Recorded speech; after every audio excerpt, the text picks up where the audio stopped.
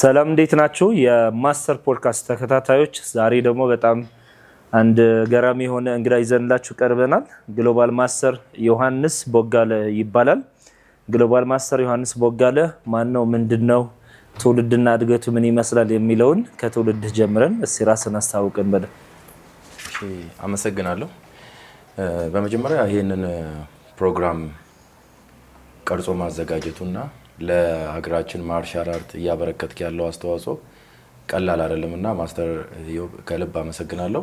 በጣም ብዙ እያየንም ነው ያለነው በተለያዩ የስፖርት አይነቶች ስፖርትን ከዚህ ሰዓት ምርጥ ሁሉንም ከፍ ለማድረግና የማርሻል አርቱን እድገት ወደ ነበረበት ለመመለስ ከተቻለም ከዛ በላይ ለማድረግ እያደረክ ያለው ጥረት ትልቅ ነውና በዛ በጣም አመሰግናለሁ።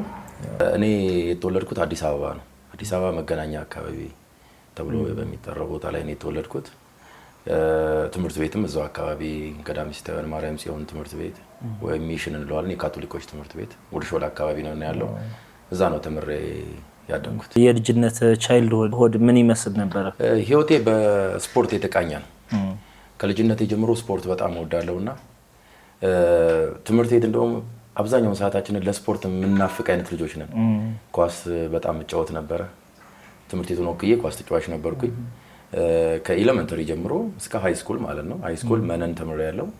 የካቲት 12 ወይም መነን የሚባለው እና ጀነራል ጌት ሶስቱም ጋር ከኤሌመንተሪ ጀምሮ ኳስ ተጫውቻለሁ። ጊዮርጊስ ሲ ተመላላሽ ሆኜ ተጫውቻለሁ። አሹ ምናምን በነበሩበት ሰዓት እኔ ሲ ነበርኩኝ። ያው ፊዚካላችን ትንሽ ነበር ግን ሲ ቡድን ነበርና እዛ ቡድን ውስጥ ድረስ ተጫውቻለሁ። ሰባተኛ ክፍል በኋላ ወደ ማርሻል አርቱ መግባት ጀምር ማዘውተር ወደዛ ውስጥ መግባት ጀምሬ ነበርና ፓራሪ ማስኬት ጀምሬ ነበር። ምን ነበር ድራይቪንግ ፎርስ ምን ነበር ወደ ማርሻል አርቱ እንድትገባ? በዋናነት እኛ ሀገር ላይ አብዛኞቻችን ፊልም ነው። ድሮ የምናያቸው ፊልሞች እንዳሁኑ አይነት ብዙ አይነት ፊልሞች የሉምና የነ ቫንዳም ነው የምናየው እና እንደዚህ አይነት ፊልሞች በምናይበት ጊዜ እንሳባለን እንደዚህ አይነት ነገሮችን ለማድረግ። በእኛ ጊዜ ደግሞ ታስታውስ ከሆነ ድሮ የሆነ በየሰፈሩ ጋንግስተር አለ እና እንዲያርቅ ምናምን የሚልህ እና ያንን ነገር ለመከላከል ብለህ የምታደርጋቸው ነገሮች አሉና እዛ ላይ ፐርፎርም ለማድረግና አንተን በአካባቢ ላይ የሆነ ደህና ሰው ለመሆንም ያንን ፊልም አይተህ በግል ለመስራት ጫካ ወጥተህ በግል ትለማመዳለህ። ትንሽ አውቃለሁ የሚል ሰው ያሳያል እና ይሄ ነው የሚባል አርት የለውም ግን ቀላቅለህ ከሁሉም አይነት ነገር ብቻ የማርሻል አርት ሰው ለመሆን እንጥር ነበርና ከዚያን ጊዜ ጀምሮ ነው የጀመርኩት ስፖርት። ብዙ አሰልጣኞች ነበሩ፣ ተስፋፍቶ ነበር አንተ በጀመርክበት ጊዜ?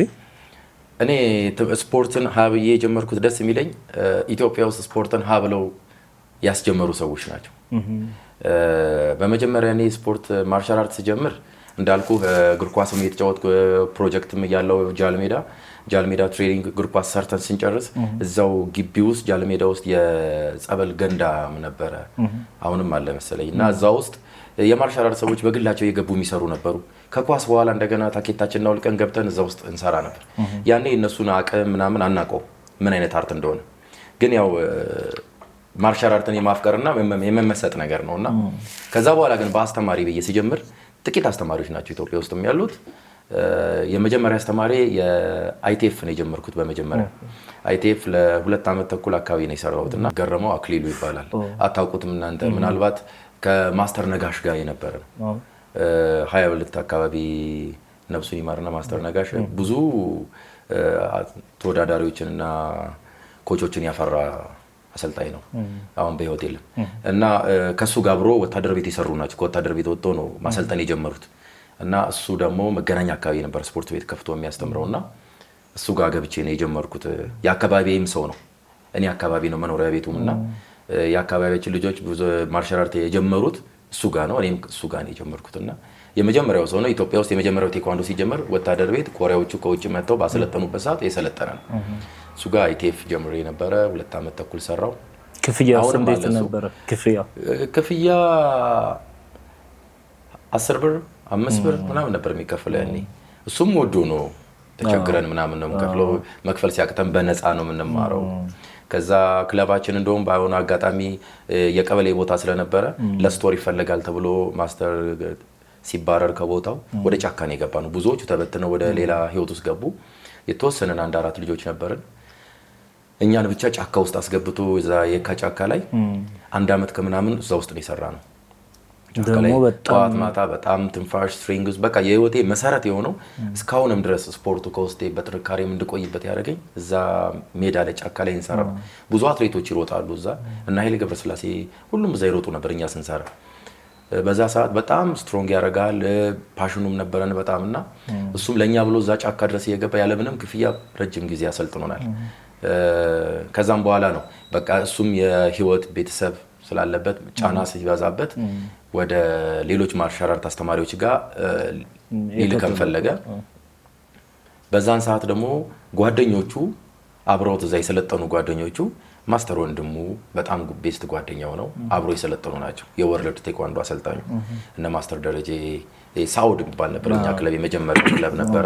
እነሱ ናቸው ኢትዮጵያ ውስጥ የመጀመሪያውን ማርሻል አርት ሲመሰረት የመሰረቱት ኢትዮጵያ ውስጥ የመጀመሪያዎችም ሰልጣኞች እነሱ ናቸው። አሰልጣኞችም የነሱ ፍሬ ነው እንግዲህ ኢትዮጵያን እንደዚህ ያጥለቀለቀውና ሁሉም የነሱ ዘር ነው እና መጀመሪያ እነሱ ጋር ነው የገባሁት። እሱ ነው ይዞኝ ሄደው አስተዋውቆን እዛ ያስገባን እና ልዑል የሚባል ልጅ ነበረ፣ ሰለሞን የሚባል ልጅ እኔ ሶስታችንን ብቻ ይዞን እዛ ሄደ። ሁለቱ አሁን ሰለሞንና ልዑል የሚባሉት እስራኤል ሀገር ነው ያሉት። ሰለሞን እዛም የተወሰነ ስልጠና ወስዷል። በተረፈ ሶስታችን ነበርን። እዚህ ተቀብለውን እንደ አዲስ ሪቫይዝ አድርገን ወርልድ ቴኳንዶን ብለን እንድንጀምር ሆነን እዚህ በክለብ ውስጥ እነሱም እዛ ሲኒየር ናቸው። ብዙ ሲኒየር ተማሪዎችን እያሰለጡን የነበረበት በሀገራችንም ትልቅ ሻምፒዮን የነበሩበት ጊዜ ነው። ያቺ ተርኒንግ ፖይንት እንዴት ነች? ከአይቲኤፍ ወደ ደብሊውቲኤፍ የመጣበት ስትሪንግ ጊዜ በጣም አሪፍ ነበረ። ፍሌክሲቢሊቲያችን ኦቨር ነው ሁሉ ነገር ላይ ግን እዛ ስንሄድ ፕሮፌሽናል የሆኑ ማቴሪያሎች ፓዶች፣ ቦክሲንግ ባጎች ምናምን ኤቭሪቲንግ እዛ ስለነበሩ እነሱ ላይ ስንጠቀም አንችልም። ፓወራችን እንዴት መጠቀም እንዳለብን የስፓሪንግ ቴክኒኮች ዜሮ ነን። በስትሪንግስ በሁሉ ነገር በልጠን በቴክኒካል ግን በቃ መጫወቻ ነበር የምንሆነው እንደዚህ ጀመርን እና እስከ መበሳጨት ድረስ እስካሁን የለፋነው እንደዚህ ነበር ምናምን የማለት ነገር እሱ ላይ ገብተን ነበር። ከዛ እነ ማስተር ደረጀ እነ ማስተር ወንድሙ በጣም እኛን በመምከር ምናምን ለወጡን። ከዛ በኋላ ሲስተም ውስጥ ስንገባ ግን በደንብ ፐርፎርም ማድረግ ጀመርን። ረጅም ዓመት ተጓዝንበት። ስፖርቱንም በጣም ወደድ ነው። ስፖርቱንም ስታየው ወርልድ ቴኳንዶ አጭር ጊዜ የምትሰራው አይነት ስፖርት አይደለም። ዘርፉ ሰፊ ነው። ዓለም ላይም በጣም ከ209 አገራት በላይ የሚዘወተር ስፖርት ነው ሀገራችን ላይ ያለው ወርልድ ቴኳንዶ። ቴኳንዶ ላይ ወርልድ ቴኳንዶ ላይ ምን አለ መሰለ የዲሞንስትሬሽን ቲም ነበር። አሁን የፈረሰ እንጂ በኮሪያዊ ማስተር የሚሰለጠን የዲሞንስትሬሽን ቲም ነበር። ከነዛ መካከል አሁን ለምሳሌ ዲሞንስትሬሽን ቲም ላይ እነ ዳግም ነበሩ፣ እነ ማስተር ዳግም ነበሩ፣ እነ ማስተር ተሼ ነበሩ፣ እነ ማስተር ሴፍ ብዙዎቹ ዲሞንስትሬሽን ቲም ውስጥ ሆነው ወርልድ ቴኳንዶ ዲሞንስትሬት በማድረግ በናሽናል ቲም ደረጃ የተመዘገባል። የስፓሪንግ ቲም አለው ናሽናል ቲም ደረጃ በራሱ ደግሞ እንደገና የሪፈሪ ቲም አለው፣ የኮች ቲም አለው። አማንዳ የሚባል ውድድር አለው ራሱ። ወርልድ ቴኳንዶ ላይ ግዴታ ስፓሪንግ ብቻ ተብላ አትሰለጥንም። የተለያዩ አርቶች አሁን በፓተርን አሁን ናሽናል ቲም እያዛል እየተባለ ነው። እኛ ሀገርም ዝግጁ ሌላ ዓለም ላይ አለ። እኛ ሀገር ላይ አንይዝም ነበር። አሁን እንደ ሌላው አርት ተይዞ በብሔራዊ ቡድን ደረጃ ወደ ውጭ ይኬድበታል። ስለዚህ ሰው በመረጠው ስኬታማ የሚሆንበት ግዴታ ወደዚህኛው ግባ የማይባልበት እና የምትሄድበትም ደግሞ ዳንህ የኛ በአንድ ፌዴሬሽን የታቀፈና በዓለም ደረጃም ራሱ የእያንዳንዳችን ዳን ከአንድ ቢሮ ነው የሚወጣው። ከኮሪያ ሀገር ኩኪውን ከሚባል ኦፊስ ነው የሚወጣው። ለእኔ የሚወጣው ዳን እና አሜሪካ ሀገር ላለው ዳን ኮሪያ ውስጥ ያለው ዳን የሚያገኘው ከአንድ ቢሮ ነው የሚሰጠን። የሚለየው እንደ ቀበሌ መታወቂያ ቁጥሩ ነው። ስለዚህ እኔ አሁን ለምሳሌ በኮምፒውተር ሳይንስ ዲግሪ ያለኝ ተማርኩበት እሱን ሌላ ሀገር ሄጄ ልማርበት ወይ ልስራበት ብል ወይ መማር አልችልም። በዚህ ዳኔ ግን የትኛውም ዓለም ሄጄ ቀጥታ ወደ ስራ ነው የምገባው። ሰርቲፊኬቱ ኢንተርናሽናል ብቻ ሳይሆን የምትሰለጥነው ስልጠና ኢትዮጵያ ውስጥ ሆኜ የምሰለጥነው፣ አሜሪካ ውስጥ ሆኜ የምሰለጥነው፣ ኮሪያ ውስጥ ሆኜ የምሰለጥነው የስልጠናው ካሪኩለም እና የስልጠናው ባህሪ አንድ አይነት ነው። ስለዚህ የተለየ ስልጠና አይደለም። ሰርቲፊኬቱ አንዱ ቢሆንም ብዙ ጊዜ ስልጠናዎች ይለያያሉ። አሁን ለምሳሌ በትምህርት ቤት ደረጃ በሀገራችን ብታይ መንግስት ትምህርት ቤትና ግል ትምህርት የሚማሩት ነገር ሰርቲፊኬታቸው ግን የ12ኛ ክፍል ሰርቲፊኬት ሊይዙ ይችላሉ። የመጡባቸው መስመሮች ግን ይለያያሉ። ወርልድ ቴኳንዶ ላይ ግን አንድ አይነት ነገር ነው። ዳኑንም ስትፈተን አንድ አይነት ፈተና ነው። ስታንዳርድ ወጥቷል። ዳን ሲፈተኑ ይሄን የቻለ ይሄን ያደረገ ስለሚ ያንን ስታደርግ ነው እዛ የምትገባውና ተቀባይነት አለው ማለት ነው። ስለዚህ ዓለም አቀፍ የሆነ ነገር እንደማገኝበትና ጥግ ድረስ መሄድ እንደምችል በደንብ እየተገነዘብኩት መጣው። ፕላስ በዳኝነትም ከፈለግ በፓተርን ወይም በፑንግሴ ዳኛ መሆን ትችላለህ፣ በስፓሪንግ ዳኛ መሆን ትችላለህ። በዳኝነትም ሌቭልህ ሰርድ፣ ሰከንድ፣ ፈርስት፣ ሲኒየር ተብለ ዓለም ላይ የዞርክ መዳኝበትና ዓለም ላይ በዳኝነቱ ኦሎምፒክ ድረስ መድረስ የምትችልበት ዘርፍ አለ። በዲሞንስትሬሽኑም ዓለም እየዞሩ ይሰራሉ። ስለዚህ ዘርፈ ብዙ ነው። ሰው በምርጫው ብዙ ደረጃ ሊደርስበትና ዓለም አቀፍ ከዓለም ጋር ወርልድ ቴኳንዶ ከዓለም ጋር ወይ በቀበሌ ወይ በሰፈር የምንይዘው ወይ በከተማ የምንይዘው ሳይሆን ዓለም አቀፍ ስፖርት ስለሆነ ዓለም ላይ እንደ ሀገርህ እንደ አንድ ሆነ ከሁሉም ጋር የዓለም ጓደኞች ይዘህ ከዓለም ጋር አብረህ ትሬኒንግ ሰርተህ አብረህ ለውጤት የምትንቀሳቀስበት ስፖርት ነው ማለት ነው። እንደ አንድ ነው፣ ዓለም ላይ እንደ አንድ ሆነን የምንሰራበት ስፖርት በመሆኑ እኔ በጣም ወድጄው ስኬታማ ሆኜበታለሁ። ብዙ ጊዜ እኔ የምወደውን ነገር ወይ የፈለኩትን ነገር ለማሳካት ወደ ኋላ ብዬ አላውቅም። በጣም እለፋለሁም አገኘዋለሁ። ጊዜም ይፍጅ ምንም አገኘዋለሁና ለፍቼበታለሁ። ብዙ ነገሮችም አይቼበታለሁ። እንደ ሀገር የቤተሰብ ይቅርታ የቤተሰብ ተቀባይነት እንዴት ነበር በዛ ሰዓት አንተ ስትጀምር? እኔ ስጀምር ቤተሰብ ማንም ኢንተርፊር አላደረገኝም። ደስተኛ ናቸው። ስፖርት እንደምወድ ያውቃሉ። ስፔሻሊ እንደውም ጫና የነበረብኝ እግር ኳስ ላይ ነው። ብዙ ጊዜ በእኛ በምንሰራበት ጊዜ ክለባት ላይ መድን፣ አየር መንገድ፣ ጊዮርጊስ፣ ቡና ምናምን እየተባለ ነበር ያኔ የነበሩ ክለቦች ላይ ደሞዛቸው 3000 ብር ነበርና ከተወሰነ ጊዜ በኋላ ደግሞ ያቆማሉ። ባጀት ተጎዱ ወይም ደግሞ ተቀነሱ ወይ ነው የሚባል ብዙ ዜና ስለሚሰሙ በኳስ የት ትደርሳለህ? እስከ መቼ እንትን ትልበታለህ? ስለዚህ ኢትዮጵያ አቁምና ትምህርት እንተማር ትባላለህ።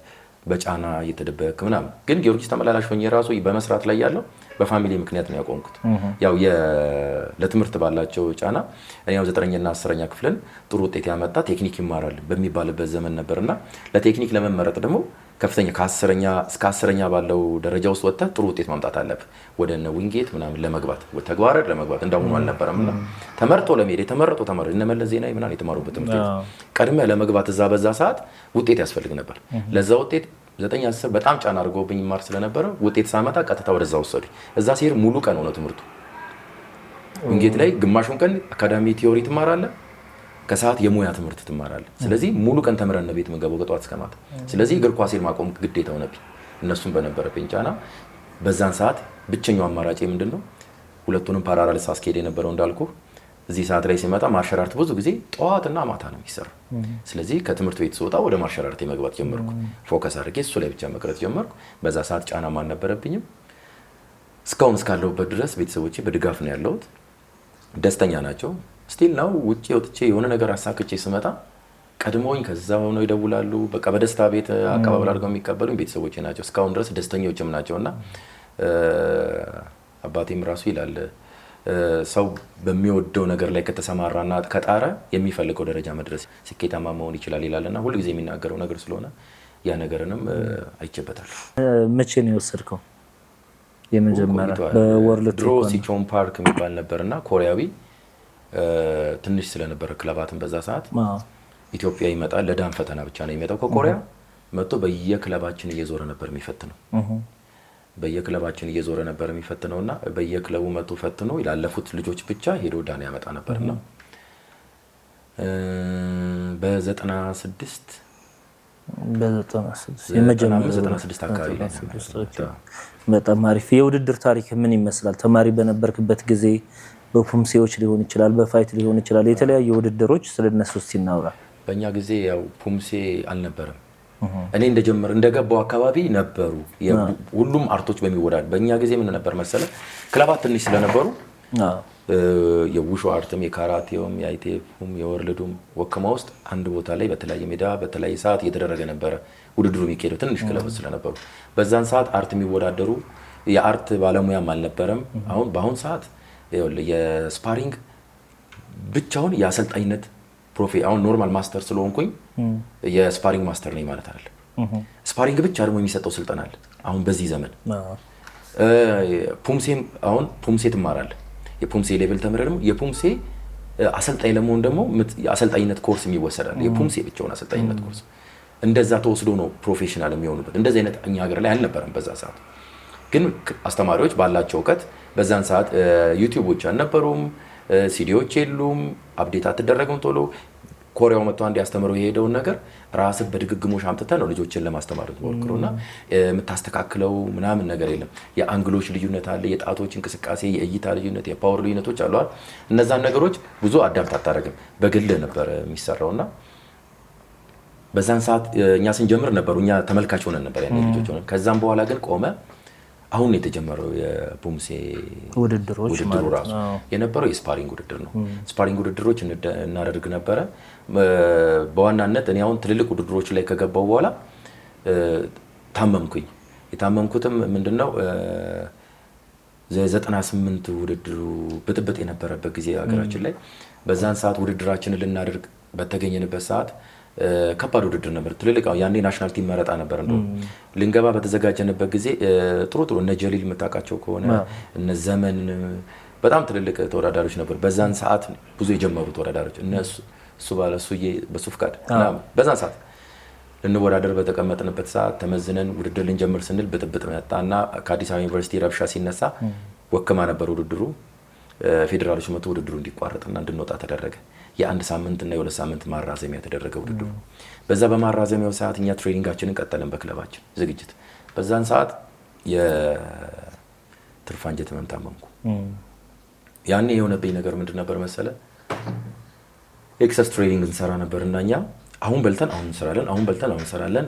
ድግግሞሽ በቀን 2-3 የነበር ትሬኒንግ ራሱ ለስኬት ምን እንሰራ የነበረውና ምን አመጋገብም እንዳሁኑ ጊዜ ኒውትሪሽን እውቀትማ ስላልነበረ መረቀቀል በልተን ምናምን ነበር ምንገባውና ጫና ነበረው። ብቻ ታመምኩ። በጣም ሆስፒታል ሲሄድ ሰውነታችን መስል ብቻ ስለነበረ ምንድነው የምትሰራው ይላል ዶክተሩ። እንደዚህ አይነት ስፖርት ስለው ተረግጠ ነው ይለኛል። ደም ቋጥሯል ተረግጠ ነው ባለውና በዛ ሰዓት ቼክ ሲደረግ ፔንኪለር ይሰጡኛል። ሳምንቱ ሙሉ በቁርጠቱና የትርፍ አንጀት በሽታ ወዲያው ካልወጣ ይገላል። ሳምንቱ ሙሉ በጣም ከባድ በሽታ ውስጥ ወደኩኝ። ግን ሳምንቱ ሙሉ ምግብ አልመላም ነበር። እኔ በእምነቴ የኦርቶዶክስ እምነት ተከታይ ነኝና በዛን ሰዓት ቤተሰቦቼም ኦርቶዶክስ ሆነው የኡራኤል መልአክ በጣም አክባሪ ናቸውና እኔም እዛ ውስጥ ስላለውኝ የኡራኤል እምነት ወደ ይቀባ ነበር። ያው እንደ ምስክርነትም ወደ ይቀባ ነበር። ጸበል ተጣ ነበር። ምግብ አለመገብም ጸበል ነበር በብዛት መጣጣው። ሳምንቱን ሰውነቴ በቃ ጫጨ ከሳው በጣም በጸበል ብቻ አንድ ሳምንት ቆይና በእምነቱ ከዛም በኋላ አለ እንደውም አሰልጣኞቻችን እየመጡ ኢንቫይት ያደርጉን ነበረ ለአንዳንድ ነገሮች እና በጣም ከአቅም በላይ የሆነ ሲመጣ እሁድ ቀን ላይ ፈነዳ ወዲ ውስጥ ትርፍ አንጀቱ ፈነዳ። ውድድሩ የሚቀጥለው ሳምንት ውስጥ ነው የሚካሄደው። እሁድ ፈነዳ ወዲ ውስጥ ኮላፕስ አረኩ ምናምን ይዘውኝ ሆስፒታል ሄዱ። ያኔ ቅዱስ ያሬድ የሚባል ሆስፒታል ነበር ወደ መገናኛ አካባቢ እዛ ይዘውኝ ሄዱ። የውጪ ዶክተር ነበሩ ዶክተር ሻውል የሚባሉ አዩ። እኔ 4-5 ሆስፒታል ሄጃለሁ በዛ መሃል ላይ ባመመኝ ቁጥር አንዱ ደህና ነህ በሚልበት ሰዓት ግን እሳቸው ሪዛልቱን አልትራሳውንዱን ሪዛልት ሳይው ሳይመረምሩኝ ነው ትርፍ አንጀት እንደሆነ ያወቁት። የዶክተሮቹ ችግር እንደነበር የማንበብ ችግር እንደነበር የተረዱት። ከዛም በኋላ ደሜ ሲለካ በጣም ወርዷል፣ ወደ 40 ምናምን ወርዷል ወደታች። ስለዚህ በዚህ ኬዝ ደግሞ ትርፍ አንጀት ማውጣት አይችሉም። ስለዚህ ምን ተደረገ? እስኪስተካከል ደግሞ መቆየት አለበት ተባለ። ፈንድቶ ደግሞ ወዲያው ይሞታል ተብሎ ነው የታሰበው። ቤተሰብ ማልቀስ ጀምሯል። እሱ ፈንድቷል ሲባል ሲታወቅ ፈነዳ ሞተ ስለሚባል ማለት ነው። የሚገርመው እሁድም ፈንድቶ ሰኞም እሳቸው ውለው አድረው ሲመጡም አልሞትኩም ሆስፒታል ውስጥ ነው በዛ አልሞተም እንዴ ነው ያሉት። ሰኞ ለተም እንደዛ ሆንኩኝ። ደሜ ሲለካ ግን ያው ነው። ቀንም ሙሉ ደጋግሞ ነው ሰው የሚለካኝ እንደተስተካከለ ቶሎ ለመስራት ማለት ነው። ሰኞም ቼክ ተደረግኩ አልሆነም። ማክሰኞ ጠዋት ሲመጡ እንደዛው ነው ሊስተካከል አልቻለም። ፈንድቶ ስንት ቀን ነው ማለት ነው? እሁድ፣ ሰኞ፣ ማክሰኞ። እሁድ 11 ሰዓት አካባቢ ማታ ነው የፈነዳው። ማክሰኞ ደረሰ። ማክሰኞ ሲመጡ አሁንም እንደዚህ እየተሰቃየ ከምናየው እንሞክርለት ብለው ነው ቤተሰብን አስፈቅደው ተፈርሞ የገባውት ሊያወጡ። በዛን ሰዓት ያ ቀን ምን ቢሆን ጥሩ ነው? 22 ኡራኤል ቀን በእምነቱና በጸበሉ ያለውበት ቀን ቀኑን ጠብቆ በኡራኤል ቀን በማክሰኞ ቀን እኔ የተወለድኩት ሰኞ ነው። ማክሰኞ ቀን በኡራኤል ቀን ላይ ገባሁኝ። ተሰርቼ ወጣሁ። እሳቸውም ሲወጡ ልጃችሁን እግዚአብሔር ይወደዋል ብለው ነው የወጡት። ማንም ሰው ተርፎላቸው አያውቅም። የሚገርም ከወጣሁ በኋላ 3 ቀን ሆስፒታል ውስጥ ተኝቼ እስከ 1 ወር አስተኝተውኛል። 3ቱን ቀን ግን የውስጥ ኦርጋኖቼ ስራ አይሰሩም።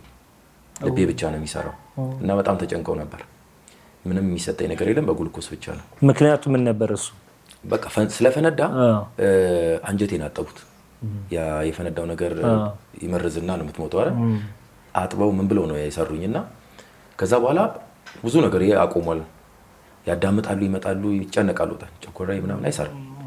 ከዛ ሶስተኛው ቀን ላይ አሁንም መተው ቼክ እያደረጉኝ በየቀኑ ቼክ ያደርጋሉ ቀኑ ሙሉ ዶክተሮች የተመላለሱና ሶስተኛው ቀን ላይ ድምጽ ሰሙና ያኔ ነው በቃ አልል ብሎ ተቃቅፈው ዶክተሮች እየመጡ ብዙ ዶክተሮች ጎበኙኝ። እንደውም ከዛ በኋላ ከሌላ ሆስፒታል መጥቶ አይተውኛል ተደንቀው ማለት ነው። ፈንድቶ ይሄን ያህል ጊዜ ቆይቶ ይዳነ በሚል ማለት ከሶስተኛው ቀን በኋላ ፈንክሽን ሲጀምር ነው መቅመስ ምግብ ከዛ ምናምን ስፖርት አቁም ተብዬ ነበር። ከዛ በኋላ ስፖርት አቁም ተብዬ እኔ በሶስተኛው ወሬ ተመልሼ ጂም ሄጃለሁ። የሚገርም ነው።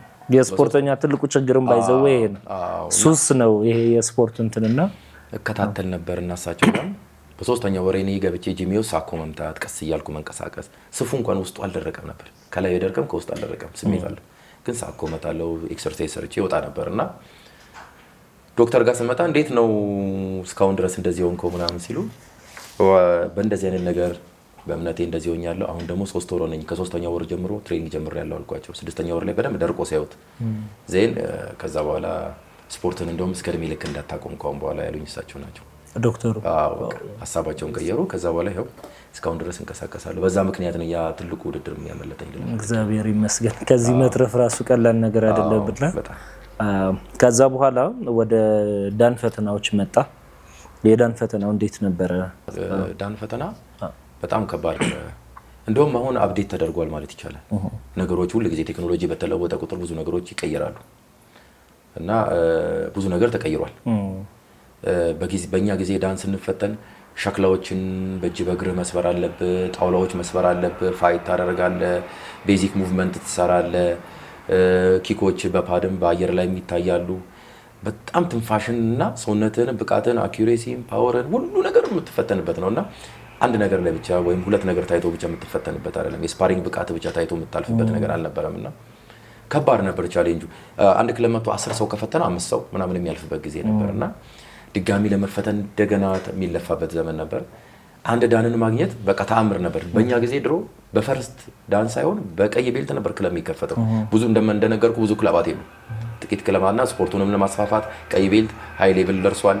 ከዚህ በኋላ እየተማረም ራሱን ያሳድጋል ተብሎ ስለሚታሰብ አስተማሪዎቻችንን በዚህ መልኩ ስለጀመሩ እንደዛ ነበርና ዳን ማግኘት በጣም ትልቁ ሌቭል ነበር በሀገራችን። በዛ ሰዓት ዳን ተፈተነ ስታልፍ በጣም ያለው ስሜት በራሱ በጣም ከባድ ነበር። ሰውም አልነበረም በቁጥር ነበራቸው እና ከባድ ነበረ። ግን ዞሮ ዞሮ ያው እየተሳካ ሲመጣ መንገዱንም እያየሁት ብዙ ጊዜ አይተህ ከሆነ ከከለር ቤልት ይመጣል ሰው ፈርስ ዳን ይደርሳል። ከፈርስ ዳን በኋላ ስፖርት ያቆማል። ህይወቱ በዛ የማርሻል አርት ህይወት ዛጋ ያለቀ ይመስላል። ግን ቴኳንዶን ወይም ማርሻል አርትን ሀ ብለህ ጀመርክ የሚባለው ፈርስ ዳን ስትደርስ ነው።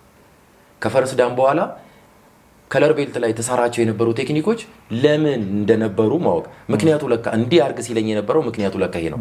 ስቴፕስ አረግና እንደዚህ ሰውታ የነበረው ለካ ምክንያቱ እንዲህ ነው። እጆቼ እንደዚህ መያዝ የነበረባቸው ምክንያቱ ለካ እንደዚህ ነው እያልክ ማወቅ የምትጀምረው ሳይንሱን መረዳት የምትጀምረው። እስከዛ ድረስ ግን ያለው ከለር ቤልቶች ማዘጋጃ ናቸው። ስለዚህ አርግ ስለተባልክ ብቻ ነው የምታረጋቸው እንጂ ሪዝኑ አይገባም ነበር።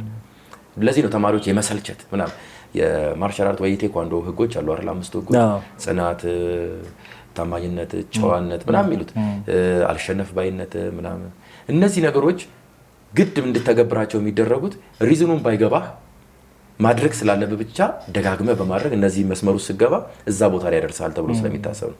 ስለዚህ ፈርስ ዳን ስትደርስ ሪዝኑ እየገባ የዱላ ጉዳቱና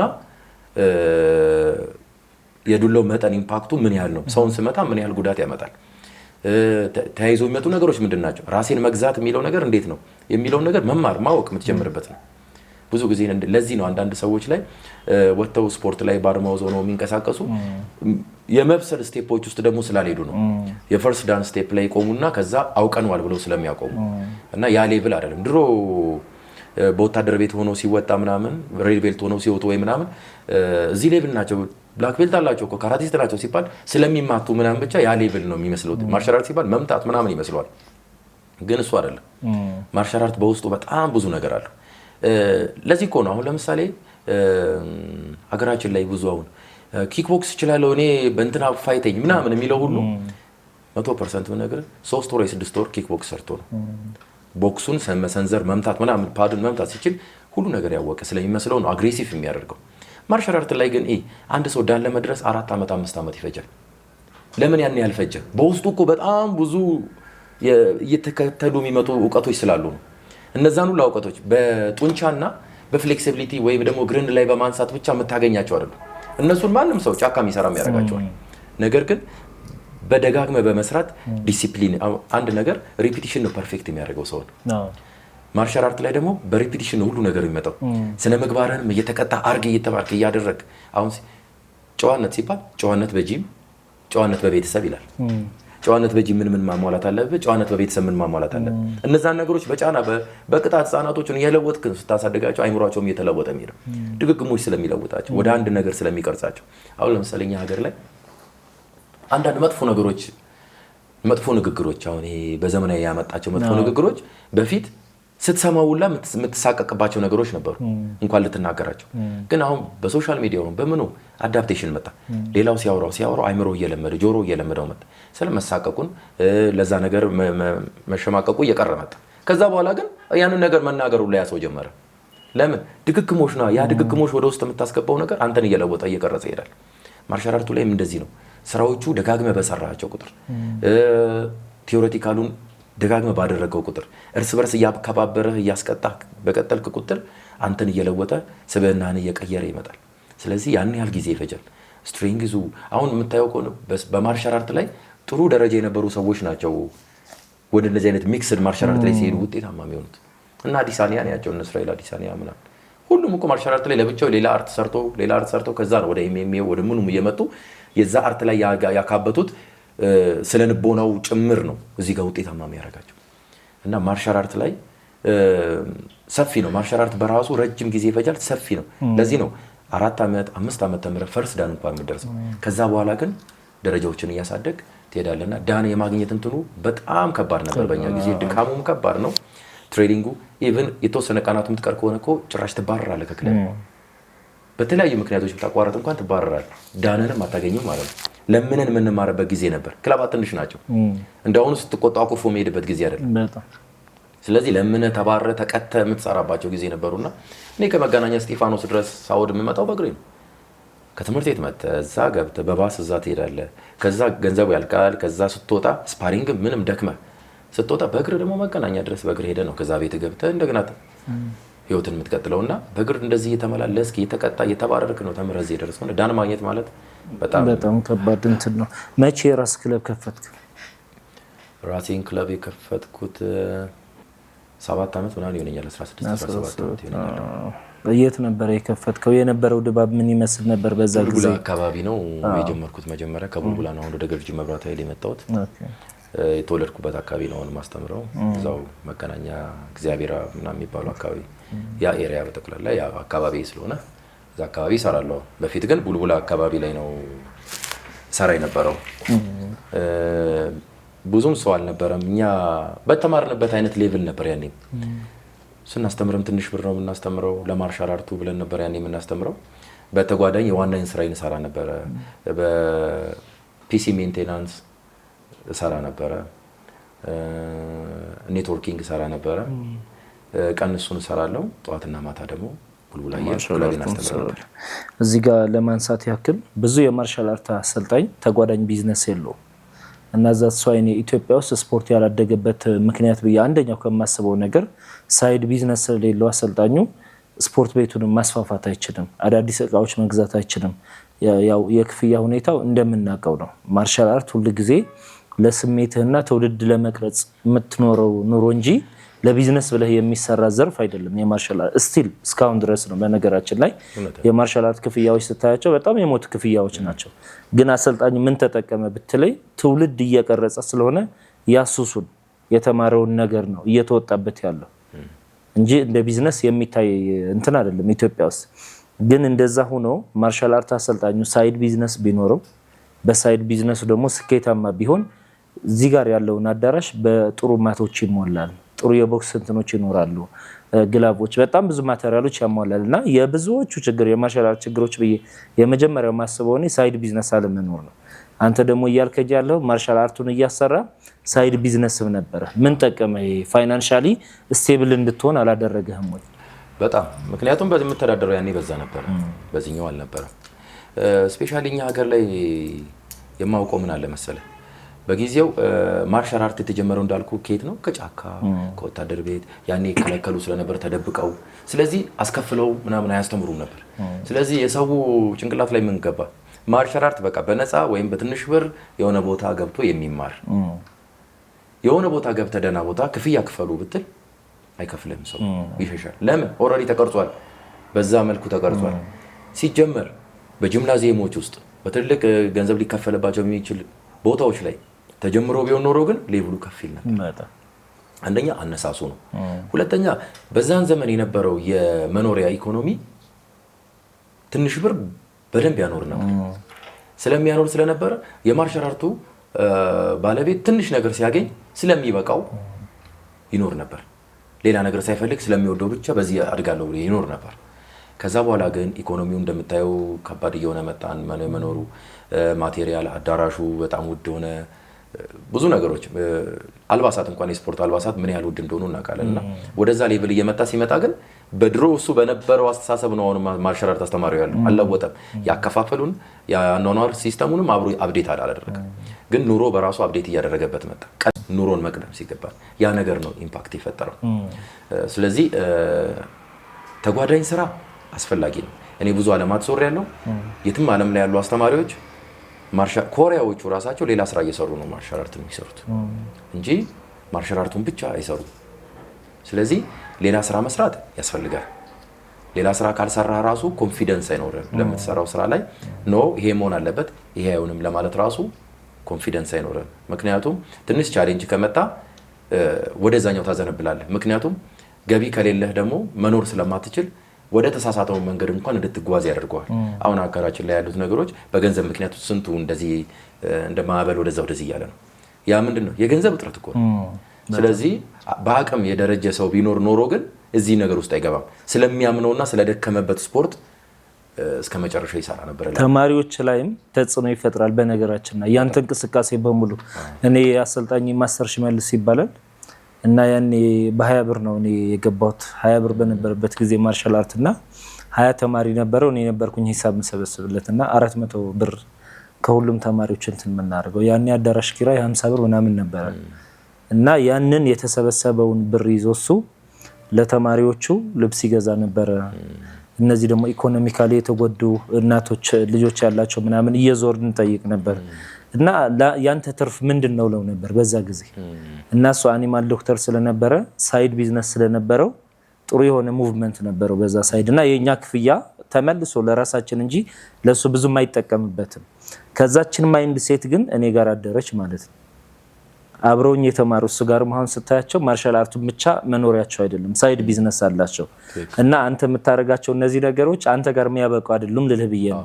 አስተማሪ ስለሆንክ ተማሪዎችም በአንተ ተጽዕኖ ነው የሚያልፉት። እና ብዙ ጊዜ ግን ኢትዮጵያ ላይ ስናየው እኔ አሁን ብዙ ሰዎች ማርሻል አርት አሰልጣኞች ምንም ገንዘብ የላቸውም ደሃ ናቸው ምናምን ብዙ ነገር እንትን ያደርጋል። ገንዘብ መለኪያ እኮ አይደለም በነገራችን ላይ። መነኮሳት እኮ ገንዘብ የላቸው።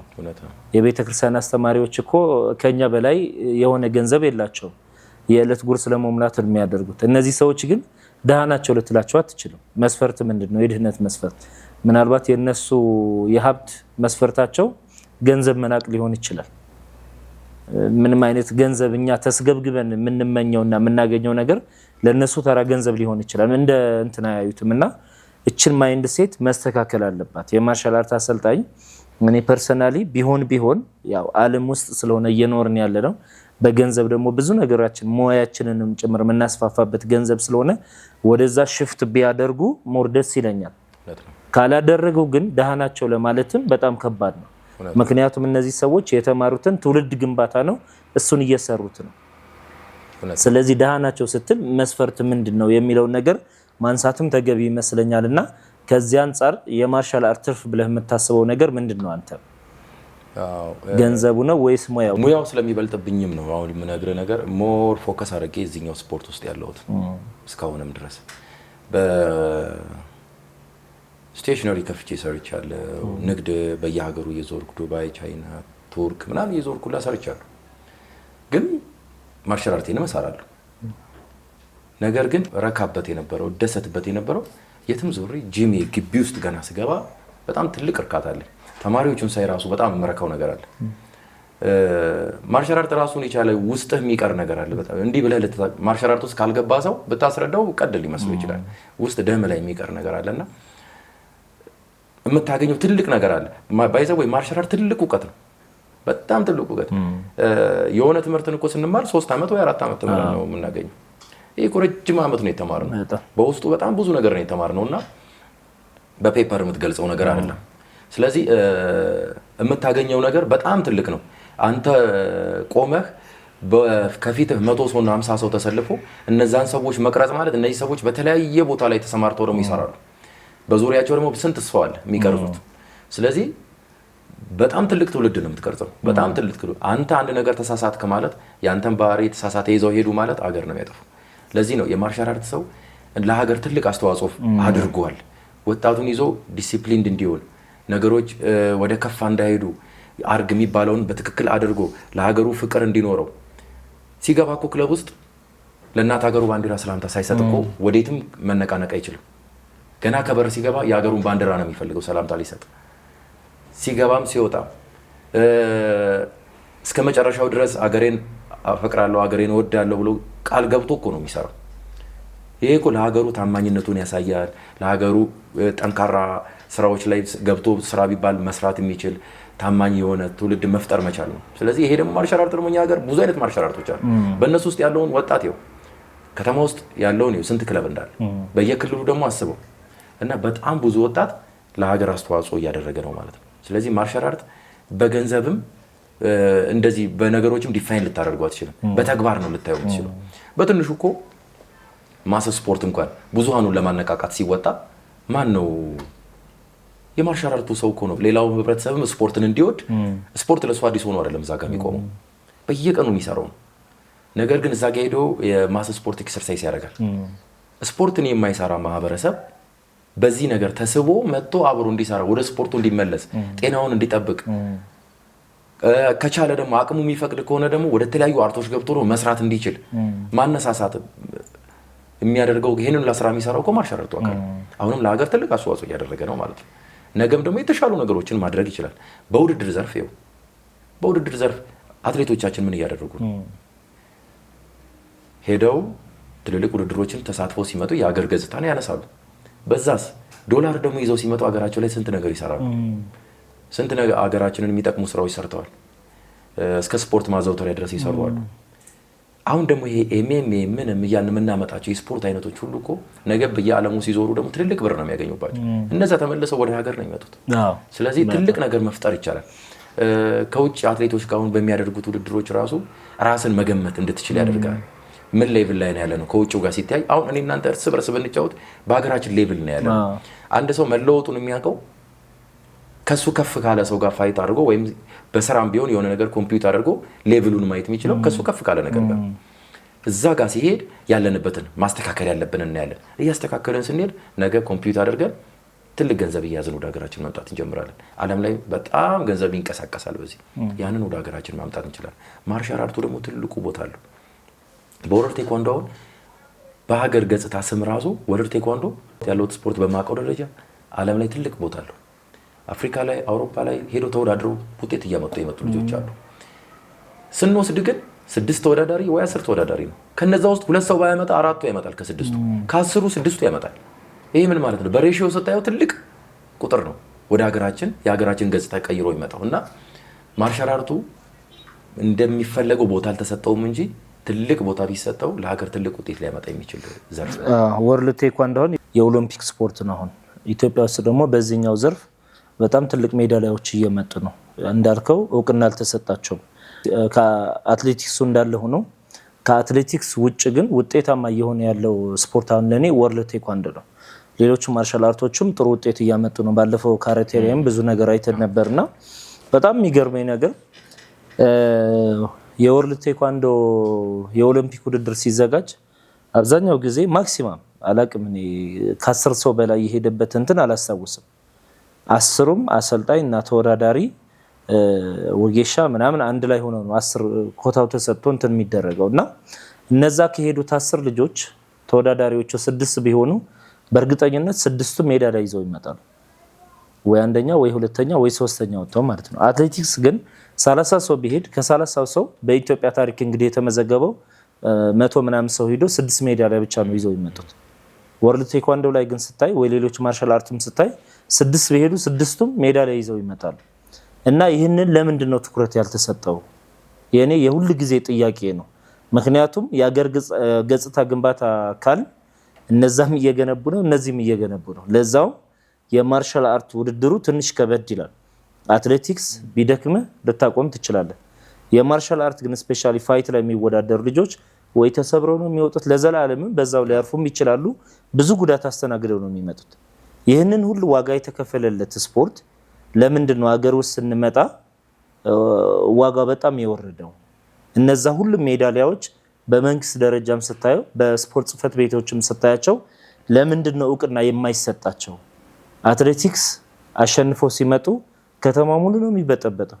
ማለት ትልቅ አቀባበል ይደረግላቸዋል። በጣም የወርልድ ቴኳንዶ ወይ የውሽ ወይ የካራቴ ሌሎችን ስፖርት ስታይ አብዛኛው ጊዜ ኤርፖርት ላይ እንኳን ሄዶ የሚቀበላቸው የማርሻል አርቱ አሰልጣኝ የተወሰነ በቁጥር 10 እስከ 20 የሚሆን ሰው ነው እንጂ ያን ያክል ሜዳሊያ ስላመጣችሁ ሀገራችሁ ታመሰግናችኋለች ተብሎ ትልቅ እውቅና ተሰጥቷቸው የሚደረግ ፕሮግራም ነው ያላየሁም። እና ይሄ እንዴት ታየዋለህ? ትልልቅ ወርልድ ሻምፒዮኖች፣ አፍሪካ ሻምፒዮንሺፖች ብዙ ውድድሮችን ተወዳድረዋል። የኛ ልጆች ብዙ ውጤታማ የሆኑ ልጆች አሉ። ኢትዮጵያ በወርልድ ቴኳንዶ መወዳደር ከጀመረችበት ጊዜ ጀምሮ ሜዳሊያ ያገኛል። የኛ ሀገር ያለ ሜዳሊያ መጥቶ ያለ ውጤት መጥቶ አያውቁም። ነገር ግን አይተህ ከሆነ ማርሻል አርት ላይ ብር ትልቅ ብር አሁን በካራቴውም ጠርታ መችለት ያየ ነው። የገንዘብ ትልቅ ሽልማት የለም። ሩጫው ላይ ግን ገንዘብ ሽልማት ካለው ትልቅ ቦታ አለው። ገንዘብ ከሌለ ሁሉ ነገር ላይ ባዶ ነው። ሰው ትኩረት አያደርግበትም። ከገንዘብ ውጭ ያለውን ኢምፓክት ለሀገርም ለህብረተሰቡም ለስፖርተኛውም የሚያደርገውን ነገር ሰው የመመዘን አቅም የለውም። ባለሙያው ሲደመር ደግሞ ስፖርት ጽፈት ቤት ውስጥ ያሉ የቢሮ ባለሙያዎች በዚህ ስራ ላይ በጣም መስራት አለባቸው። ስፖርትን ከስፖርት ማበላለጥ ሳይሆን ስፖርት ምን ያህል ተለፍቶበት በምን ያህል ድካም ታልፎ እዛ እንደሚደረስ እና እዛ ደግሞ ከተደረሰ በኋላ ምን ያህል ፋይት ተደርጎ ውጤት እንደሚመጣ መረዳት መቻል አለባቸው። የቢሮ ኃላፊዎች አንዳንዶቹ ያው በእንደዚህ አይነት ስፖርቶች ውስጥ ወይም በቻሌንጅ ውስጥ ስላላለፉ ላይረዱት ይችላሉ። ስለዚህ ባለሙያ የስፖርቱ ባለሙያ እዛ ውስጥ መካተት አለበት የሚባለው ለዚህ ነው። አመራሮች ላይም የስፖርት ባለሙያ ይባልበት ምክንያት ላምን ስለሚያውቅ።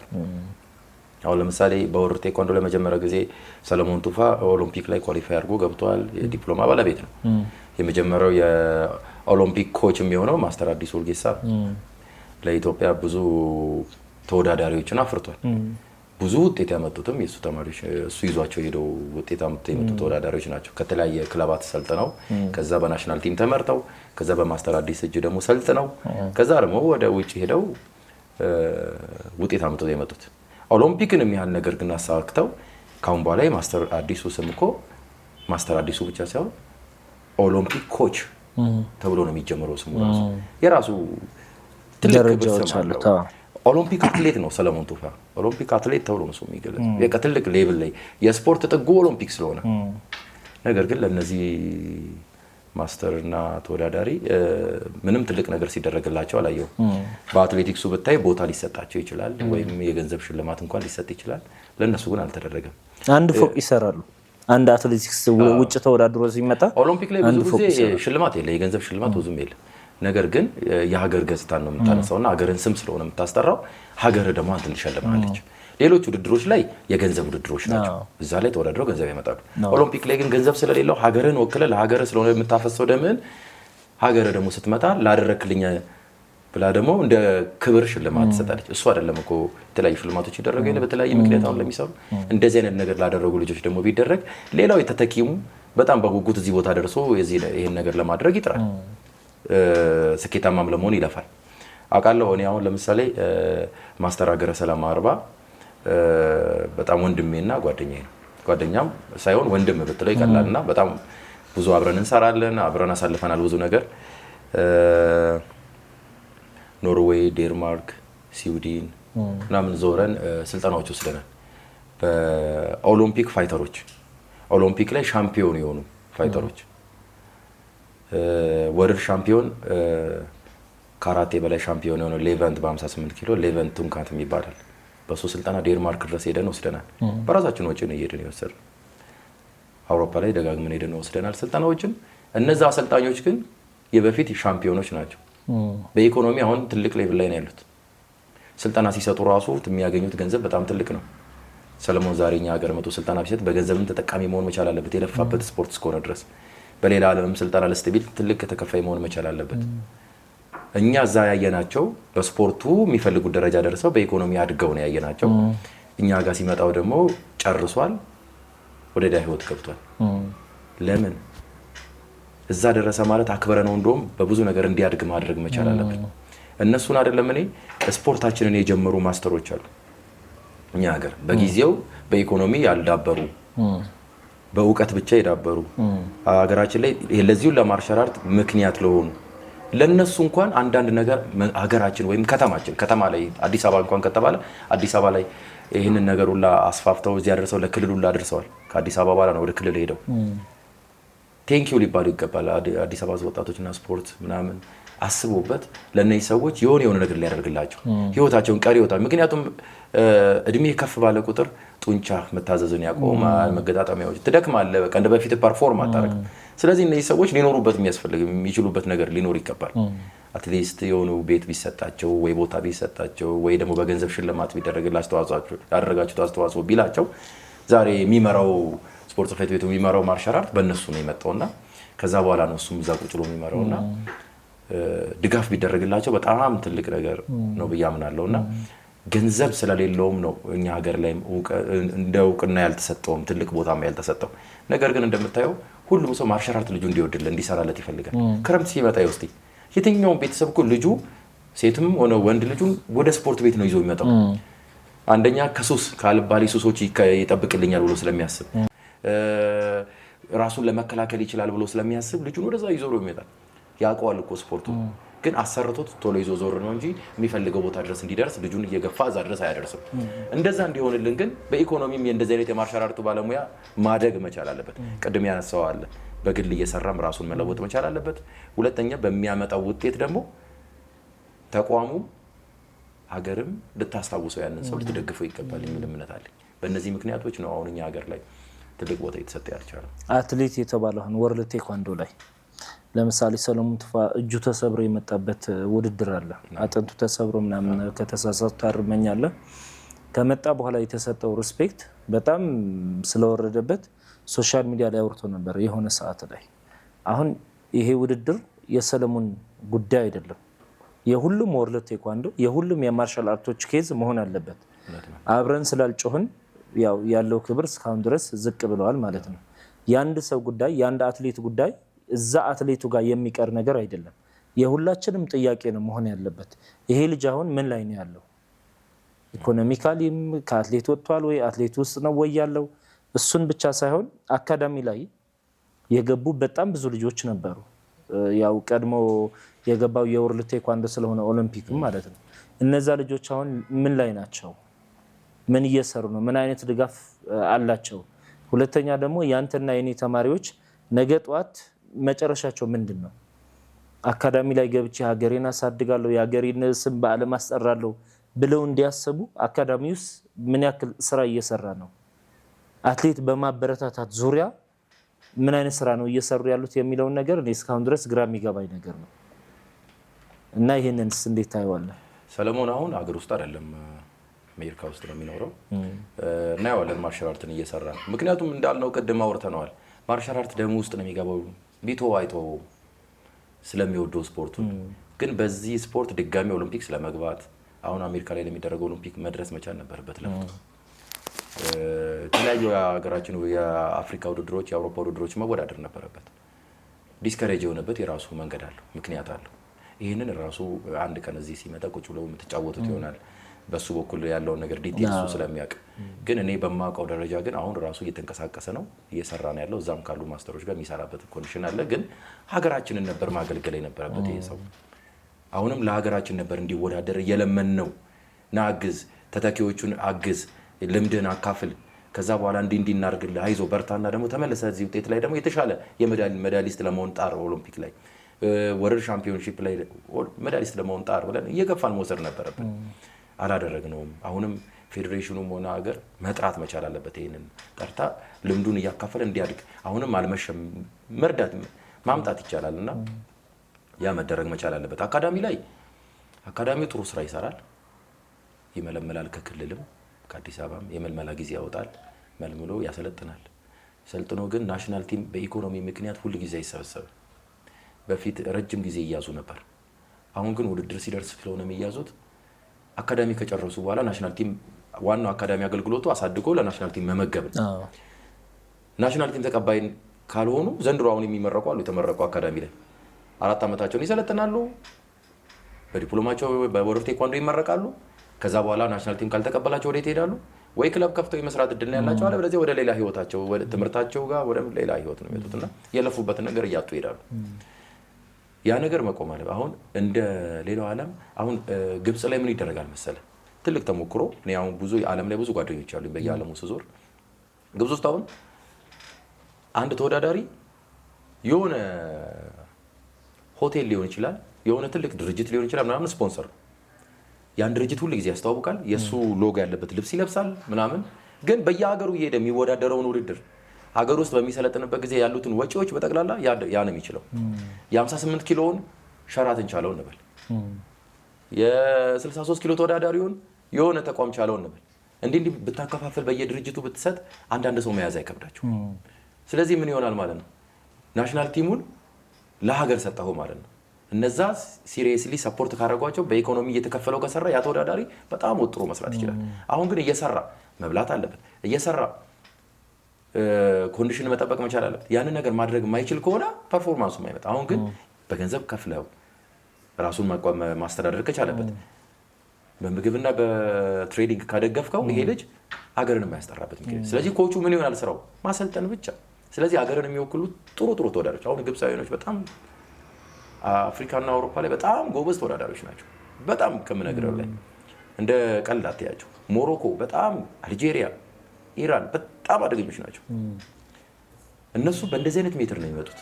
እኛ አሁን መቅረጽ አለብን። አሁን ምናልባት ይሄን ከሰሙ ቢያስቡበት እነሱ ወደዚህ ሲስተም ቢመጡ ለተቋማት አንድ ተቋም መያዝ ስለማይከብደው ማለት ነው። እና በዚህ መልኩ ቢሆን ኖሮ ኢኮኖሚካሊም ስለሚያል መለወጥ እንችላለን። አካዳሚ ላይ አሁን ግራንድ ማስተር ኪም አለ፣ ዶጂን ኪም ኮሪያዊ ነው። ከኮሪያ ዲስፓች ማስተር ወደ ኢትዮጵያ መጥቶ ስልጠና እየሰጠ አካዳሚ ውስጥ ያለ እኔ በግሌ በጣም ነው የምወደው።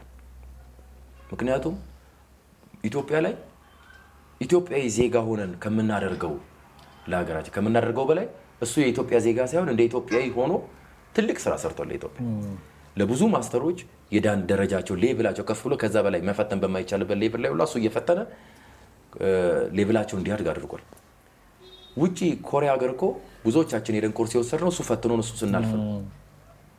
በሱ በኩል የመጡ ድሎችን ነው የወሰድና ስልጠናዎችን የወሰድነው። ብዙ ተወዳዳሪዎችን አሁን እያሰለጠንትን እያስተማረ ነው። እዛ ብዙ ማቴሪያል በጣም በኢትዮጵያ ውስጥ ይወለ ለመጀመሪያ ጊዜ የስፓሪንግ እኔና ሀገረ ሰላም ለመጀመሪያ ጊዜ ስፓሪንግ ውጪ ሄደን ስልጠናዎች ስንወስድ መጀመሪያ ኖርዌይ ወሰድን፣ ከዛ ዴንማርክ ስንወስድ አየን ብዙ ነገር። ለምን ይሄ ነገር እኛ ሀገርን መጥቶ እንዲህ ስልጠና አይሰጥም? ለምን እኛ ያየነውን ሌሎቹ ማያዩትም የሚል ሀሳብ ይመጣ። አካዳሚ ላይ ያስፈቀድን በእነ ማስተር ኪም አማካኝነት አካዳሚው ተፈቀደልን። ከውጪ ማስተር ሽመክትን አስመጣን። ኢትዮጵያ ውስጥ አሰልጣኝ የነበረ እነ ሌቨንትንም አናግረን ነበር። ግን እነሱ እንዳልኩ ትልልቅ ብር $2000 ምናምን ይጠይቃሉ። ሆቴል አለ ምን አለ። ኤክስፔንሱ በጣም ስለበዛብን እነሱን ብቻ ትተን ከማስተር ሽመክት ጋር ሰራን። እዚህ አምጥተን ስልጠና ስንሰጥ 149 አካባቢ ሰልጣኝ በፋይት ብቻ ያለ ሰው ፋይተር ብቻ የሆነ ሰው የሚገርም ከየክልሉ ጥግ ጀምሮ መጥቶ ለ3 ቀን ስልጠና ወሰደ። በኢትዮጵያ ታሪክ ያልተደገመም እስከሆነ የመጀመሪያውን ስልጠና ያዘጋጀ ነው እኛ ነን። ከአዲስ አበባው ጋር በጋራ በመሆን ደብዳቤውም አለን። ለ3 ቀን ስልጠና ሰጥተን የፋይት ስልጠና ብቻ ወስደው እንደውም ውጪ እንወስዳለን ብለን ነበር። ኮቪድ መጣብን። ያኔ 10 ሰዎችን ወደ ታይላንድ እና ሌላ ሀገር ወስደን ልናወዳድር ነበር። ከዛ መርጠን ጨርሰን ነበር። ያ ስልጠና እንዲወስዱ ፈልገን ነበር። በዛን ሰዓት ግራንድ ማስተር ኪም ምን አደረገልን? የሚገርም ቀናነቱ እሱ አይደለም አሰልጣኙ። በዛ ሰዓት እኛ ነን የምናዘጋጀው ለእያንዳንዱ ማስተሮች ዴቦክ በጣም ውድ ነው። የቴኳንዶ ልብሶች በጣም ውድ ናቸው። በአሁኑ ሰዓት 8000 9000 የሚሸጡት። ለእያንዳንዱ አሰልጣኝ በነፃ ማቴሪያል ሰጡ።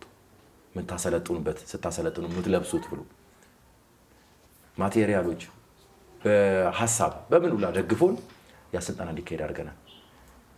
ማስተር ኪም ጥግ ክልሎች ድረስ ላይ እየሄደ ነው ስልጠና እየሰጠ ያለው። እኛን ግሎባል ማስተር ኮርስ ወስጃለሁ ኮሪያ። የ1 ወር ስልጠና ይሰጣል። ግሎባል ማስተር ኮርስ ኢትዮጵያ ውስጥ አስተማሪዎችን ጠርቶ ፈተኖ በፈተነበት ሰዓት ለሚያልፉ ለሁለት አሰልጣኞች እድል ይሰጥ ነበርና ለኔና ለማስተር ቃል ማስተር ታምሩ ማለት ነው ለኔና ለሱ ሁለታችን አልፈን ለሁለታችን እድሉን አግኝተናል። የ1 ወር የማስተር ሌቭል ስልጠና ወስጃለሁ። የማስተር ሌቭል ስልጠና ስወስድ ከተለያየ ዓለማት አንድ ሰውና ሁለት ሰው ተመርጦ ወደ 47 አካባቢ ሰልጣኝ ነበር። ከየዓለማቱ ይመጣ በፋይት ወርልድ ሻምፒዮን የነበሩ አሉ፣ በፑምሴ ወርልድ ሻምፒዮን የሆኑ አሉ። በተለያየ ግን የኛ ማስተር ግሎባል ማስተር የሚባልበት ዓለም አቀፍ ማስተር የምትባለው ምንድነው? ኮሪያ ሄደህ ያንን ስልጠና ወስደህ በስልጠናው ኢፌክቲቭ ስትሆን ሰርቲፊኬቱን ስታገኝ መውደቅም ስላለ ወድቀው የሚመለሱ አሉ፣ የሚያልፉ ያንን ሰርቲፊኬት ይወስዳሉ። በኖርማሊ ማስተር ስትባል ፎርዝ ዳን እና ከዛ በላይ ስትሆን የወርልድ ቴኳንዶ ህግ ማስተር በሉት ይላል። ማስተር ስትሆን ግን ኢንተርናሽናል ወይ ዓለም አቀፍ ማስተር አይደለም። ዓለም አቀፍ ማስተር የሚል ኩኪውን ወይም ደግሞ የኮሪያው ሄድኳርተሩ ሰርቲፊኬት የሚሰጥ ማስተር ነህ ብሎ የማስተርነት ማረጋገጫ ሰርቲፊኬት የሚሰጥ በፋይት ወይም በስፓሪንግ ሰልጥነህ ስታልፍ፣ በፑምሴ ወይም በአርቱ ሰልጥነህ ስታልፍ፣ በሰልፍ ዲፌንስ ስልጠና ሰልጥነህ ስታልፍ፣ በዲሞንስትሬሽን ትሬኒንግ ሰልጥነህ ስታልፍ እነዚህን ስልጠናዎች ይሰጥህና በሁሉም ስታልፍ ቴዎሬቲካሊም ፕራክቲካሊም ፈትኖ ከዛ አንተ ማስተር ነህ። ኩኪውን አክኖሌጅ ያደረገው እውቅና የሰጠህ ማስተር ነህ። ስለዚህ ዓለም ላይ ማስተር ተብለህ መጠራት ትችላለህ። አሁን እዚህ ጋር ለያዘ ኢትዮጵያ ውስጥ ያሉ ማስተሮች አሁን በወርልድ ቴኳንዶ እነዚህን ያሟሉ ናቸው። ግሎባል ማስተር የሆኑት ግሎባል ማስተር እንዳልኩ ከአራተኛ ዳንና በላይ ያለውን ማስተር ይባላል። ግን ዓለም አቀፍ ማስተር ሳይሆን ማስተር ሌቭል ትይዛለህ። ዓለም አቀፍ ማስተር ወይም ደግሞ ኩኪውን አክኖሌጅ አድርጌ እውቅና ሰጥቻለሁ ብሎ ዓለም ላይ ሌላ ቦታ ማስተር ተብለህ እንድትጠራ የሚሰጥ ግን ያንን ሰርቲፊኬት ስትወስድ ነው። እዛ ሄደ ደግሞ ማስተር የሚልበት ምክንያት ምን መሰለህ? አንድ ክለብ አንድ ተወዳዳሪ ወይ አንድ ሰልጣኝ አንተ ክለብ ሲመጣ ፋይት ነው የምፈልገው ካለ ፋይትን በአግባቡ ማሰልጠን መቻል አለብህ። የዲሞንስትሬሽን ሲያስፈልግ ዲሞንስትሬሽን ስራዎችን ከቤዚክ ጀምሮ ማወቅ መቻል አለብህ። ለማሰልጠን ሰልፍ ዲፌንስ ማሰልጠን መቻል አለብህ። አርት ሲባል ፑምሴውም በአንግል ደረጃ እንዴት መሰራት እንዳለበት ማወቅ መቻል አለብህ። ሆሊስቲክ የሆነ እውቀቱን ስለዚህ እውቀቱ ሲኖር ሰውን በሚፈልገው ሌቭል ማሰልጠን ትችላለህ።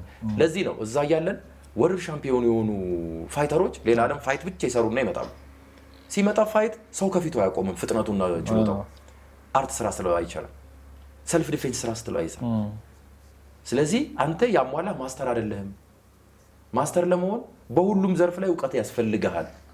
ስለዚህ እነዚህን ነገር ካላሟላ ማስተር አይደለህም ነው የሚለው ኩኪውን። ስለዚህ እነዛን ነገሮች እነዚህ ሰዎች ወስደው እንደ አዲስ አርት የሚሰሩ ሰዎች አይተው የነበሩት ወርልድ ሻምፒዮን ላይ የነበሩ አርት የሚሰሩ ልጆች መጥተው ነበር። እግራቸው 180 ዲግሪ ነው። እንቅስቃሴያቸው፣ አንግላቸው፣ ሙቭመንታቸው በጣም ነው የሚያምረው። ፓወራቸው ፓድና ስፓሪንግ ስራ ላይ ግን የሉበትም፣ ዜሮ ናቸው። እንዴት መንቀሳቀስ እንዳለባቸው ማያውቁም። ገና እንደ አዲስ እንደሚማር አይነት ሰዎች ናቸው። ስለዚህ መስራትና መለወጥ አለባቸው። ስፓሪንግ ሳችሉ ማስተር ትሆኑ አትችሉም በሚል ነው። ስለዚህ ያንን ሰርተህ ነው የምትሆነው እና ያንን ስልጠና ወስጃለሁ። የ1 ወር በግራንድ ማስተር ኪም አማካኝነት ፈተናውን አልፌ ሄጄ ወስጃለሁ። ስወስድም ደስ የሚለኝ ነገር የአፍሪካ ፕሬዚዳንት ወይም የአፍሪካ ተጠሪ ሆኜ ነው የጨረስኩት። መጽሔቱም አለኝ። መጽሔቱ ተለቋል በዓለም ደረጃ። ያኔ የኩኪውን 50ኛ ዓመቱን ያከብር ነበረ። እዛ መጽሔት ላይም ወጥቻለሁ። አርት ስንሰራ ወጥተናል። በመጽሔቱ ላይም ወጥቻለሁ።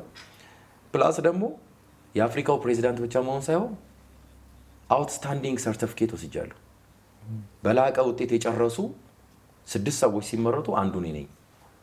ከወሰድነው 47 አካባቢ ሰልጣኞች 6 ሰው ሲመረጥ በኩኪውን ፕሬዚዳንት እጅ ነው ሽልማቴን የተቀበልኩት። ብቸኛው ኢትዮጵያዊ በዛ ሰዓት የነበርነውም እኔ ነኝ የሄድኩት።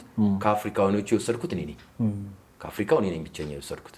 ከተለያየ ዓለማት የተለያየ ወስደዋል። ከአፍሪካ ግን የተመረጥኩት እኔ ነኝ። ስለዚህ አውትስታንዲንግ ሰርቲፊኬቴን እና ሽልማቴን ወስጄ ነው የመጣሁት። ስመጣ መሰልጠን ብቻ ሳይሆን ሌቭሌን ይዤ ነው የመጣሁት ማለት ነው። ይህንን እድል እንዳገኝ ያደረገው ማን ነው? ግራንድ ማስተር እዚህ ሆኖ ፈተናውን ፈትኖ እድሉ በሱ በኩል መጥቶ ባንሄድ ኖሮ ይህን እድል አናገኝም። ሌሎች ልጆችም እንደዚህ ወስደዋል። በእኔ ክለብ የሚገርም ብዙ አንደኛ የመጀመሪያ ሌቭሎችን አይተናል። በአርት በፑንሴ አርት አምባሳደር ካፕ ኮሪያ ውስጥ በሚደረግበት ጊዜ ከኢትዮጵያ ተወዳዳሪዎች ሊሄዱ ሲሉ ግራንድ ማስተር ኪም ተጻጽፎ ተነጋግሮ ተወዳዳሪዎች ከዚህ ሀገር ወስዶ አወዳድሯል። ሲወስድ ጁኒየር እና ሲኒየር ተወዳዳሪዎች ነው ይዘው ሄደው በጁኒየር ሲመረጥ በኢትዮጵያ ውስጥ ተወዳዳሪዎች ወይም ደግሞ ሰልጣኞች ኑ ተብሎ አካዳሚ ተጠሩ፣ ሲኒየሮችም ተጠሩ። ግራንድ ማስተር ኪም ፈተነ። ሲፈተናቸው በጁኒየር የኔ ተማሪ ስሜነ ተመስገን የሚባል ተማሪ በአርት አንደኛ ወጣና ተመረጠ። በሲኒየር ደግሞ የማስተር ወንድሙ ተማሪ ሴት ልጅ ናት ተመረጠች ሲኒየር። ዞሮ ዞሮ የኔ አስተማሪ ነው እሱ እንደምታውቀው። ከአንድ ቤት ሆነ ማለት ነው ይሄ ነገር። ሁለቱ ሄደው ኮሪያ ሀገር ተወዳድረው ስሜነም አምስተኛ ወጥቶ ነው የመጣው። ከዓለም ከነበሩት ውስጥ አምስተኛ በአርት ተወዳድሮ አምስተኛ ሆኖ ነው የመጣው። የመጀመሪያው የአርት ተወዳዳሪ ውጭ ሄደው ኮሪያ ሄደው ተወዳዳሪ ሲወዳደር የመጀመሪያው አርት ተወዳዳሪ የኔ ተማሪ ሆነልኝ ማለት ነው። ታሪክ ሰራልኝ ማለት ነው። በመቀጠል በፓራ ኢትዮጵያ ውስጥ ወርልድ ቴኳንዶ ዘርፉ ብዙ ነው ብያለሁ። ፓራ ኦሎምፒክ ይባላል ወይም ደግሞ ፓራ ውድድር አለ። ኖርማሊ በአካል ጉዳተኞች የሚደረግ ፓራ ውድድር ላይ እኔ ጋር አማረ መብራቱ የሚባል ልጅ አንድ እጁ በማሽን መስሪያ ቤት ሲሰራ የተቆረጠበትና በአርቲፊሻል አድርጎ ወይም ደግሞ በባዶ የሚሰራ ልጅ ነበር። እንደዛ ሆኖ ነው እኔ ጋር የመጣው። እኔ ጋር ከነጭ ቤልት ጀምሮ እስከ ብላክ ቤልት ድረስ እኔ ጋር ሰርቷል። ኢትዮጵያ ውስጥ ሲፈተንም ብላክ ቤልቱን ያገኘ ልጅ ነው። አገራችንን ወክሎ በፓራ በአፍሪካ ሌቭልም እንግሊዝ ሀገር ድረስ ሄዶ በአውሮፓ ሌቭልም ተወዳድሯል። የሀገሩን ስም አስጠርቷል። በፓራም የመጀመሪያው ተወዳዳሪ በወርልድ ቴኳንዶ የኔ ተማሪ ነው። ስለዚህ በኢንተርናሽናል ሪፈሪ ስትመጣ ደግሞ በዳኝነት የመጀመሪያው ኢንተርናሽናል ሪፈሪ የሆንኩት እኔ ነኝ። የመጀመሪያው ኢንተርናሽናል ሪፈሪ ሲሆን ደግሞ በብዙ ልፋት ነው። በራሴ ልፋት ጥሬ እዚህ ደርሻለሁ። እዛ ከደረስኩ በኋላ ደግሞ የመጀመሪያው ኦል አፍሪካን ጌም ሲጄ ዳኞት እኔ ነኝ። እንዴት አገኘው እሱ እድል? ይሄ ኢንተርናሽናል ሪፈሪ መስፈርቱ ምን ነበር? አንተ በነበርክበት ጊዜ ስንት ቦታዎች ላይ ዳኛ? ከዛ በኋላ ኢንተርናሽናል ሪፈሪ ስትሆን ምን መሰለ፣ በኢትዮጵያ ደረጃ ስልጠና ለየአፍሪካ 10 ሰው ላኩ። አፍሪካ ውስጥ ስልጠና ሊሰጥ ነው፣ ይሄን ያላኩ ተብሎ ይሰጣል። ለኢትዮጵያ 10 ሰው ተሰጣት እድል። ለኢትዮጵያ 10 ሰው ሲሰጣት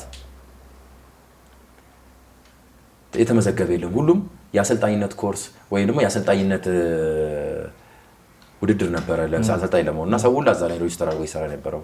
እኔ ሪፈሪውንም ላይም አፕላይ አድርጌያለሁ። ሪፈሪ መሆን እፈልጋለሁ ኢንተርናሽናል ከበፊቱ ጀምሮ ታገል ነበርና ያን እድል አገኘው፣ ተመዘገብኩ። ከዛ በኋላ ያለውን ነገር ግን በራሴ የጨረስኩ ቪዛዬን ሄጄ ጨረስኩ። ምን አልኩ፣ ግብፅ ሀገር ነው መጀመሪያ ወሰድኩት። ግብፅ ሀገር ሄጄ ወሰድኩኝ። ለመጀመሪያ ጊዜ ነው ሄጄ ኢንተርናሽናል ኮርስ በዚህ መልኩ የወሰድኩት። የዳኝነት ትንሽ ቻሌንጂንግ ነበር እንደመጀመሪያው፣ ግን ፈተናውን አልፌ መጣሁ። ፈተናውን ሳልፍ ኢንተርናሽናል ሌቭል አገኘው ማለት ነው። ኢንተርናሽናል አይዲ አገኘው። ኢንተርናሽናል አይዲ ስላገኘው ብቻ ሌላ ዓለም ሄጄ መዳኘት አልችልም። ከዛም በኋላ ራስን ማብቃት አለብህ፣ ማጥናት መማር አለብህ። ከዛ ሪፍሬሽመንት ኮርስ በተለያዩ ሀገራት ይሰጣሉ። እዛ የሄድኩ ደግሞ እንደገና ወስጄ ኮርስ እንደገና ፈተናዎችን ማለፍ አለብኝ። ስለዚህ ምን አደረግኩ፣ ዱባይ ልክ በሚሰጥበት ሰዓት እንደገና በራሴ ወጪ የሆቴል የትራንስፖርት ምን ብለህ ሄደህ ኮርስ ትወስዳለህ። የኮርሱንም ትከፍላለህ። ስለምወደው ነው ይሄን ሁሉ ማድረግ ነበር። ብዙ ብር ነው በዶላር ስትከፍለው። ሄጄ ዱባይ ወሰድኩ ስልጠናውን። ዱባይ ሀገር ሄደው ሲሰጡ፣ ቱርክ ሀገር ሲሰጡ ሄጄ ወሰድኩ እንደገና። እነዚህ ሀገራት ላይ ሁላ ሲሄድ ነጥቤ እያደገ ነው የሄደው፣ ፖይንቴ እያደገ ሄደ። ፕላስ ደግሞ ፈተናዎቹን በብቃት እያለፍክ ስትሄድ ፖይንት ከፍ ይላል፣ ሌብል ከፍ ይላል። ስለዚህ ባዩ ፐርፎርማንሴን ስላዩ ባልጠበቅኩት ሰዓት ሞሮኮ ሀገር በተደረገው ኦል አፍሪካን ጌም ላይ ለመጀመሪያ ጊዜ በኢትዮጵያ ታሪክ ማንም ሰው ሄዶ አያውቅም። ለመጀመሪያ ጊዜ ኢንተርናሽናል ሪፈሪ ኢንቫይት ተደረገ። እሱ ምን ተደረግኩኝ ሞሮኮ ሀገር ላይ ከአትሌቶቻችን ጋር አብሬ ሄድኩኝ።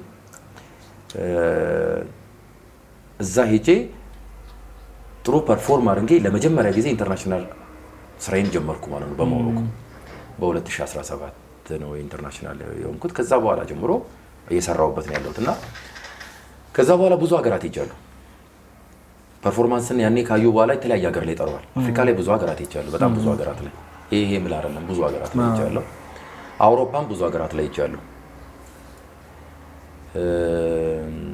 ኦስትሪያ ይቻላል ዳይንቻል ከዛ አልፎ ከአውሮፓም አልፎ ደግሞ በሰሜን አሜሪካ ካናዳ ሁላውን በቅርቡ እንደውም ካናዳና አሜሪካ ሁለቱም ጠርተውኝ ነበር ክላሽ አድርጎ ነው ጊዜው ምናምንና ሁለቱም ጋር መሄድ ነበረብኝ ካናዳው ላይ ሄጄ ስልጠና ብቻ ሳይሆን ውድድር መርጬ መጥቻለሁ እስካሁንም ሁለተኛውን ኦል አፍሪካን ጌም ሄጄ ዳኝቻለሁ ሁለተኛውን ኦል አፍሪካን ጌም ሲሄድ እኔ አሁን እንደ ሜንቶር ወይም ደግሞ እኔ ይቻላል እንደሚባለው ነገር ከኔ በኋላ ብዙ አሁን ዳኞች እየመጡ ነው በጣም ብዙ በጣም ወደው ኪሩቤል የሚባል ኢንተርናሽናል ሪፈር ያለ ኪሩቤል አሁን ከኔ ጋር ኦል አፍሪካን ጌም ሄዶ ዳኝቷል ካና ላይ ሄደን ባሁኑ አብረን አንድ ሰው ሳይሆን ሁለት ሰው ሆነን ይደራል ነገ ደግሞ 3 4 ሆነን ምን ሄደበት ጊዜ ይመጣልና በጣም ጎበዝ ልጅ ነው አሁንም በጣም እየዳኘ ከፍ ይያለ ያለ ነው አሁን ኮሪያ በቅርቡ ይሄዳል እኔ አሁን ከሁለት ሳምንት በኋላ ኮሪያ ያለኝ ውድድር ቻንቻዋን የሚባል ውድድር አለ እዛ ላይ ዳኝቼ እመጣለሁ ከዛ በኋላ የሚደረግ ሌላ ውድድር አለ እዛ ላይ ደግሞ ኪሩቤል ይሄዳል እሱም አሁን እየሰፋ ይሄዳል እኛ ሀገራችንን እንደ ኢትዮጵያ ውስጥ እንደዚህ አይነት ሰዎች አሉ እንደ መባል እያስጀመርን እንሄዳለን ማለት ነውና በተለያዩ ኮንቲኔንቶች ላይ ሁሉ ዳኝቻለሁ ይሄንን ሁሉ ግን የሚገርም ነገር በጣም ቅር የሚለኝ ነገር በጣም ለፍቻለሁ ገንዘቤንም ወቀቴንም ብዙ ጊዜንም ብዙ አቃጥያለሁ አገሬ ላይ ብዙ ሪፍሬሽመንት ብዙ ስልጣና ሰጥቻለሁ በአዲስ አበባ በክልልም የአገር አቀፍ ውድድሮችንም ብዙ የመራሁት እኔ ነኝ አሁን በጣም እየመራው ነው ያለሁት ግን የመጀመሪያውን እንኳን ኦል አፍሪካን ጌም ሲሄድ ፌዴሬሽናችን ምንም መፖሰት አይደለም ሰፖርት ያደረገኝ ነገር የለም የኔ ጥያቄ ለምን እንዴት አሁን ቲሙ ሲሄድ የስፓሪንግ ቲሙ ሲሄድ ተወርቶለታል ተደርጓል ምናምን አብሮ ኢንተርናሽናል ሪፈሪም በዚህ ሌቭል ደርሰናል ኢንተርናሽናል ሪፈሪ ላይም እዚህ ደርሰናል እንዲህ ብናረግላቸው ጥሩ ነበር ስለዚህ አሁን እዚህ ደርሰዋል አብረን እናግዛቸው ተብሎ እንኳን ሰፖርት አልተደረኩም ግን እግዚአብሔር ይመስገን ከዛም በኋላ አውሮፓ ከሄድኩ በኋላ ነው አውሮፓ እንደውም የመጀመሪያው ቤልጂየም ላይ ሄጄ ከዳኛው በኋላ ሽልማት አገኘው እዛ ቤልጂየም ላይ ሜዳሊያ ሳገኝ በቤስት ሪፈሪ ሳገኝ እዛ ከዛም በኋላ ስመለስ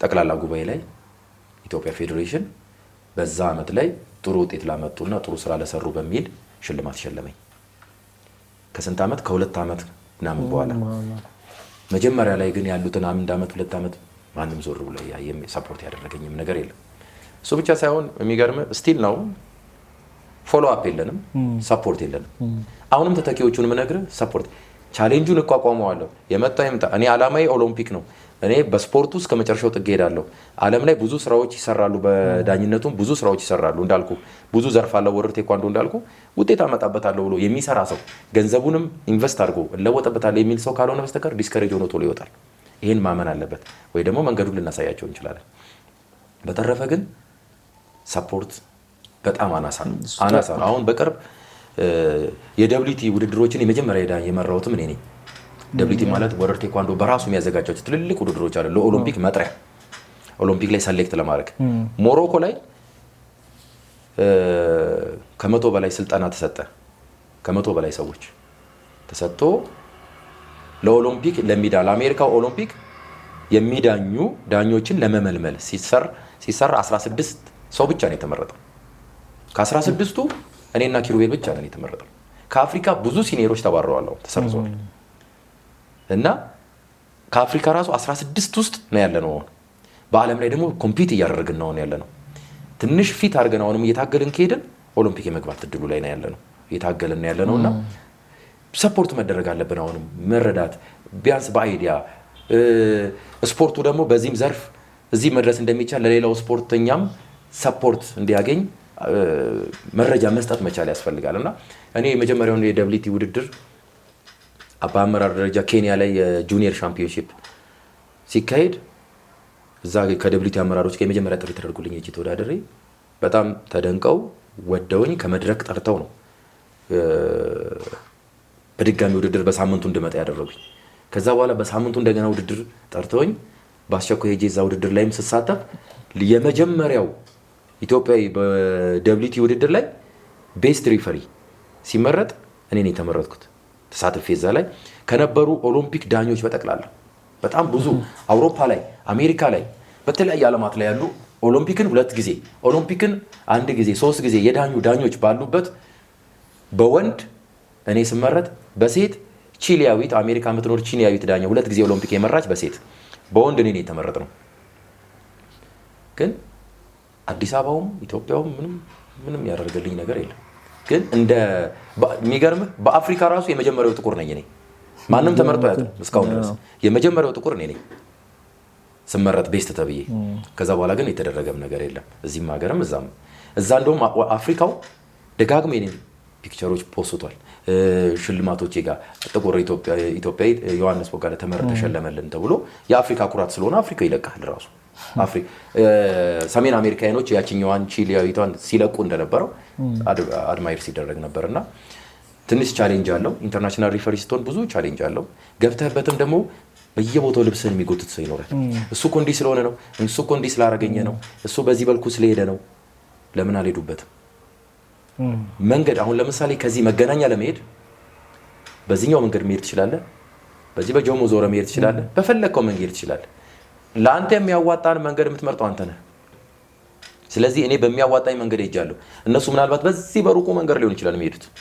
ስለዚህ እሱ በዚህኛው መንገድ ስለሄደ ነው፣ ለምን አልሄዱም? በዚህኛው መንገድ መሄድ በሚያዋጣ መንገድ ሄደህ ውጤታማ መሆን መቻል አለብህ፣ የምትፈልገው ደረጃ ላይ መድረስ። ኦሎምፒክም ለመድረስ አሁንም ገና የምቆፍረው ብዙ ጉድጓዶች ይኖራሉ፣ ግን ማሳካት መቻል አለብህ።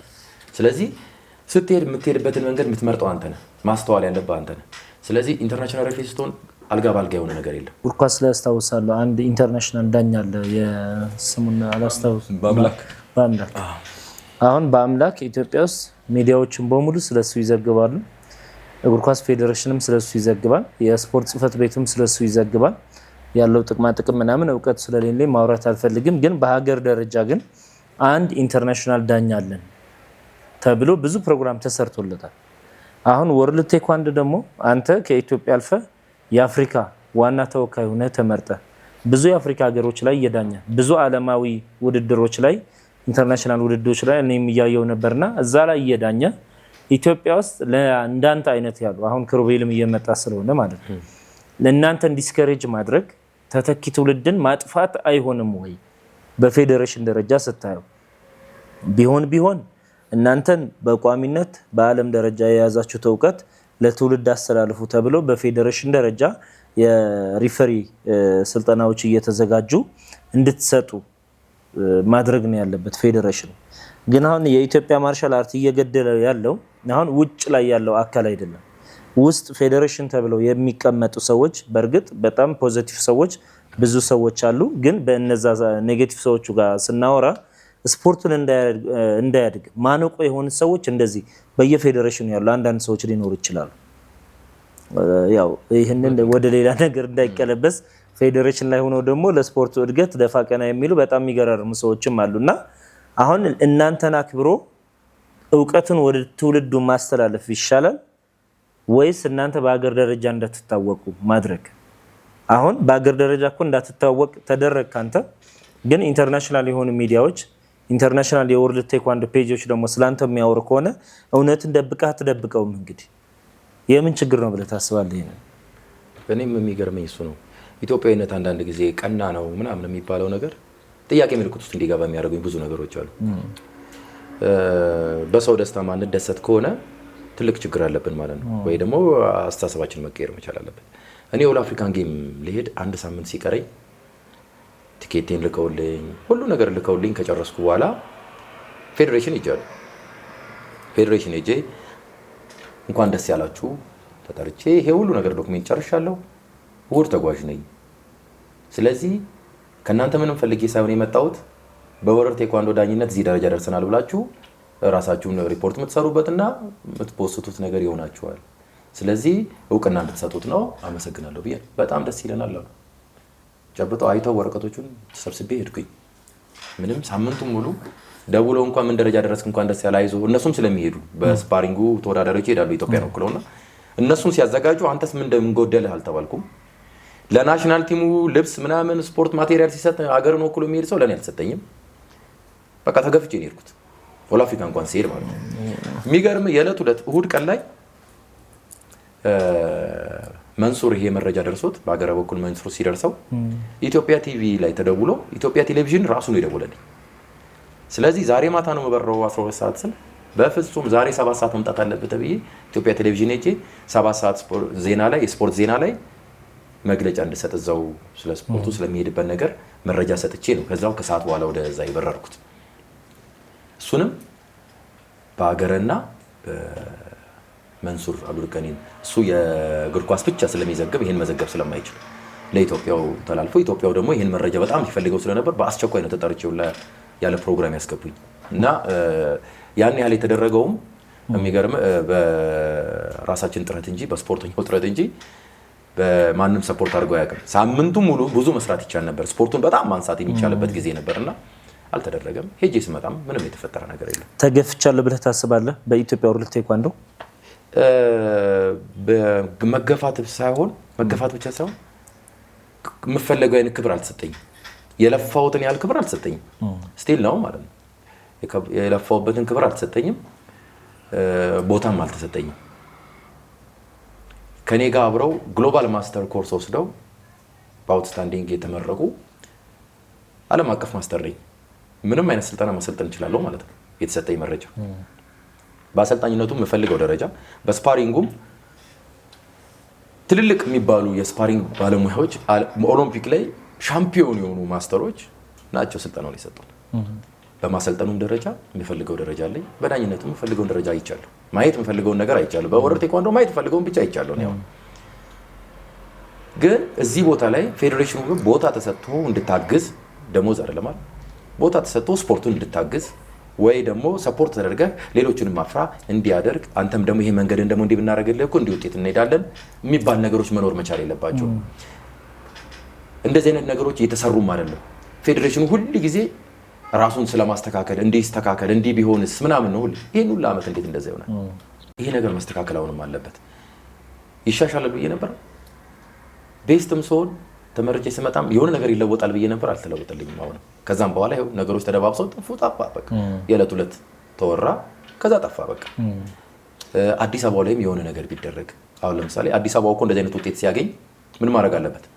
ለወጣቶችና ስፖርት ሪፖርት ቶሎ በፍጥነት ማድረግ ይችላል። አብሮ አንድ ቢሮ ላይ ናሉት ሪፖርት አድርገው እንዲህ ብናገዘው በዚህ ስፖርት በሌሎች ስፖርት ላይ ትንሽ ነገር ሲገኝ ተሸክመ ሄደ ነው እዛ ጋር ቁጭ አድርገህ ገጽታቸውን የሚገነቡት ከዛ በኋላ የሆነ ነገር የሚደረግ እኛም ብዙ ነገሮች ማድረግ እንችል ነበር። ስፖርቱ ትልቅ እንደመሆኑ የሀገር ገጽታን ብቻ ሳይሆን በዓለም ላይ ብዙ ነገር የሚያደርግ እንደመሆኑ ብዙ ስራ መስራት እንችላለን። ሀገራችንም ላይ ብዙ ስራ እየሰራ ስለሆነ ያንን ነገር ደግሞ ለመንግስት ባለስልጣኖች እንዲያውቁት አያውቁትማ።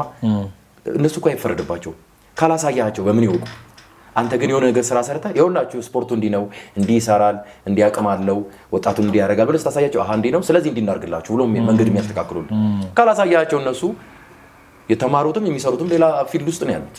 ስለዚህ ከኛ የሚጠበቀው ደግሞ የስፖርት ባለሙያውና ጽህፈት ቤት ባለሙያዎች ናቸው ይህንን ስራ መስራት ያለባቸው። ምንም የተደረገ እንኳን ፖስት ሊደረግ ምንም የተደረገ ነገር የለም። ለምንድን ነው የኢትዮጵያ ወርልድ ቴኳንዶ ፌዴሬሽን የሱን ባለሙያ በዓለም አቀፍ ደረጃ ኢንተርናሽናል ሪፈሪ ሆኖ ብዙ ሀገራት ላይ ዳኝነት እየሰጠ ይህንን ፖስት አለማድረግ?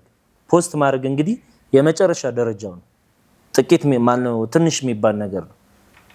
የተደረገውም የሚገርም ኢትዮጵያ ወርልድ ቴኳንዶ ፌዴሬሽን ላይ እንደውም የተደረገው አንደኛው ምንድነው ቤስት ሆኜ ተመርጬ እንትን ስል የመጀመሪያ ፌስቡክ ፖስት አጭር ፖስት ተለቃለች። በሷ ቀርቡልኝ ቢሮ ሄጄ ተናግሬያለሁ። እሱ ነው ምንድነው እንደ መልፋትህ አሁን ለምሳሌ አንተ ፋይተር ነህ እንበል።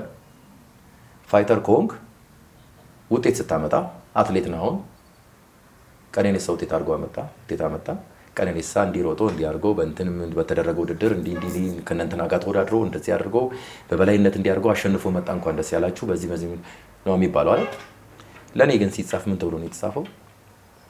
ግድ ሆነባቸው ጫና ሲበዛ እችን መጣለ ጽሁፍ አገራችን ውስጥ ብዙ ኢንተርናሽናል ሪፈሪዎች እና ዳኞች አሉ እየሰሩ ያሉ እንደዚህ ናቸው ምናምን ከነሱ መሃል ዮሐንስ እንደዚህ ተመርጧል እንኳን ደስ ያለ እንጂ በእንደዚህ አይነት ውድድር ሄዶ በእንደዚህ አይነት ውድድር ሌቭል ላይ የውድድሩ ሌቭል የደብሊቲ ትልቅ የዓለም ወጣቶች ሻምፒዮንሺፕ የዓለም ወጣቶች ኦሎምፒክ ማለት ነው።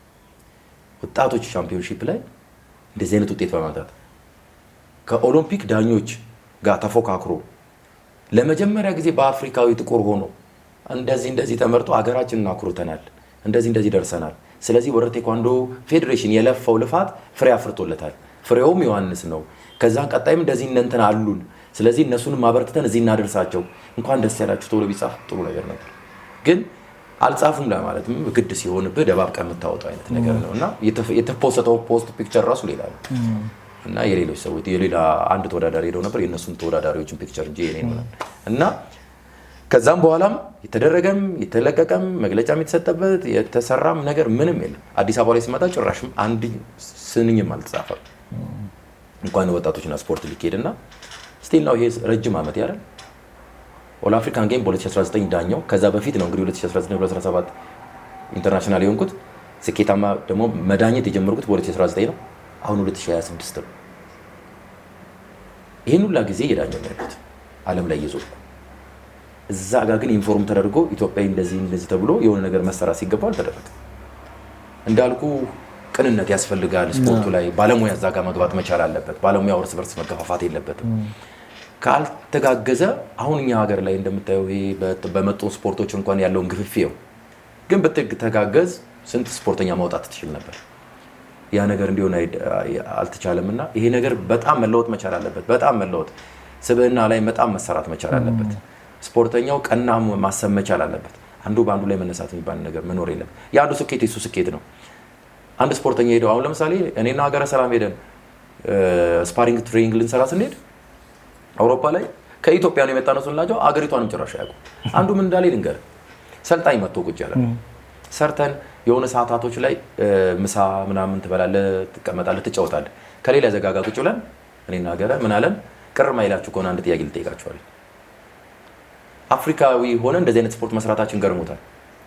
እኛ ትምህርት ቤት የተማርነው አፍሪካውያኖች አትሌት ስፔሻሊ ኢትዮጵያና ሌሎቹ በሩጫ ጎበዝ የሚሆኑት ጫካ ውስጥ ነው የሚኖሩት፣ እያደኑ ነው የሚበሉት። ስለዚህ እንስሶቹ ሲሮጡ ከነሱ ጋር ሲሯሯጡ ጫካ ውስጥ ሲያደኑ ስለሚኖሩ በዛ ምክንያት ሁሌ ስለሚሮጡ ነው ሩጫ ጎበዝ የሆኑት። በሌላ ዘርፍ ጎበዝ አይደሉም። ስለዚህ አድነው ነው የሚበሉት። አሁንም ገና ጫካ ውስጥ የሚኖሩ ደካማ ማህበረሰብ ስለሆኑ ተብሎ ነው የተማረው። እንደዛ ነው ብዬ ነው የተማርኩት። እውነት ነው ወይ ብሎ ነው የሚጠይቀልጁ። ምን ብለህ ታስረዳዋለህ? አሁን እንዴት ማይንዳቸው ራሱ ተለውጦ እንዳሉ እነዛን ሰዎች ደግሞ አንተ ሄደህ ስፓሪንግ ብቃትን ሲያዩ እንቅስቃሴን ሲያዩ ይደነቃሉ። እንደዚህ መስራት ይቻላል እንዴ?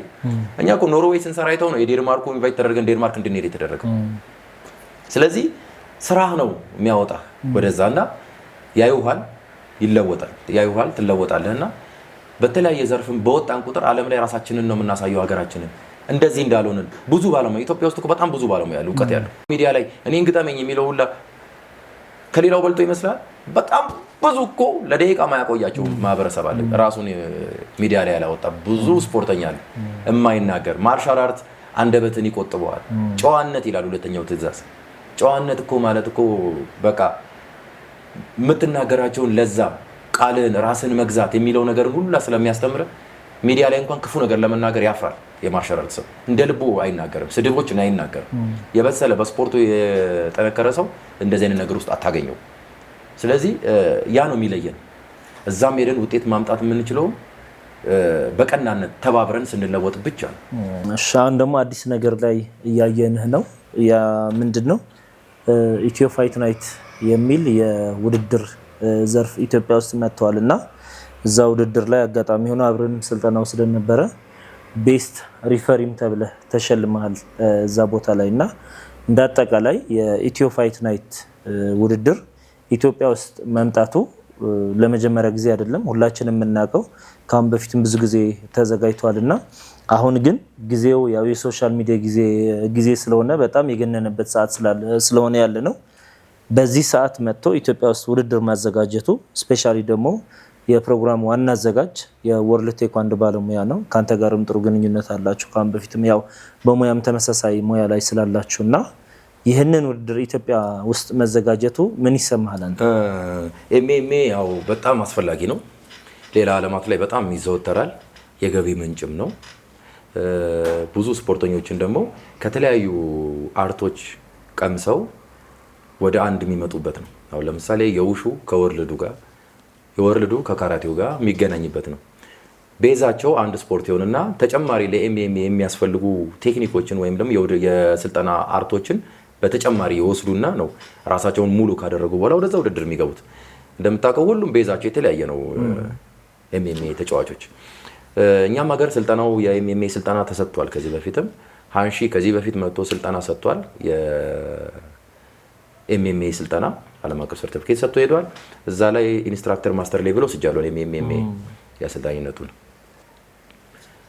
በተደጋጋሚም ተሰጥቷል። ውድድርም በማስተር ዳግም በኩል ውድድር 2010 አካባቢ ይመስለኛል ብቻ ውድድር ተካሂዷል። ላፍቶ ሞል ላይ የኤምኤምኤ የመጀመሪያውን ውድድር አድርጓል። ውድድሩን በተሳካ ሁኔታ ጥሩ አድርጓል። እንደ ጅማሮ በጣም ጥሩ ነበር። ያኔ ግን ሶሻል ሚዲያ የለም፣ ቲክቶክ ምናምን ስለሌለ ማህበረሰቡ እንደ ልብ ላያውቅ፣ ፌስቡክ ራሱ ተጠቃሚው በጣም የሚቆጠር ሰው ነው ምናምን እና እንደዚህ እንዳሁኑ ጊዜ የሚጮህበት ጊዜ አይደለም። አሁን ትንሽ የወደቀች ነገር ራሱ ትጮዋለች በጣም። በአሁን ጊዜ ቢሆን በጣም ይጮህ ነበር። ያኔ ስልጠና ተሰጥቷል፣ ውድድርም ተካሂዷል። ኢትዮ ፋይት ናይት በተጨማሪ ደግሞ በወርልድ ቴኳንዶ የፋይት ውድድርም የአርት ውድድር ተዳክሞ የነበረውን የአርት ውድድርም አድርጓል። የአርት ውድድሩን የመጀመሪያም እኛ ነን የዳኘነው። የፑምሴውንም ውድድር የዳኘነው እኛ ነን። ላፍቶ ሞል ነበር እሱም የተካሄደው። በጣም ጥሩ ነበር።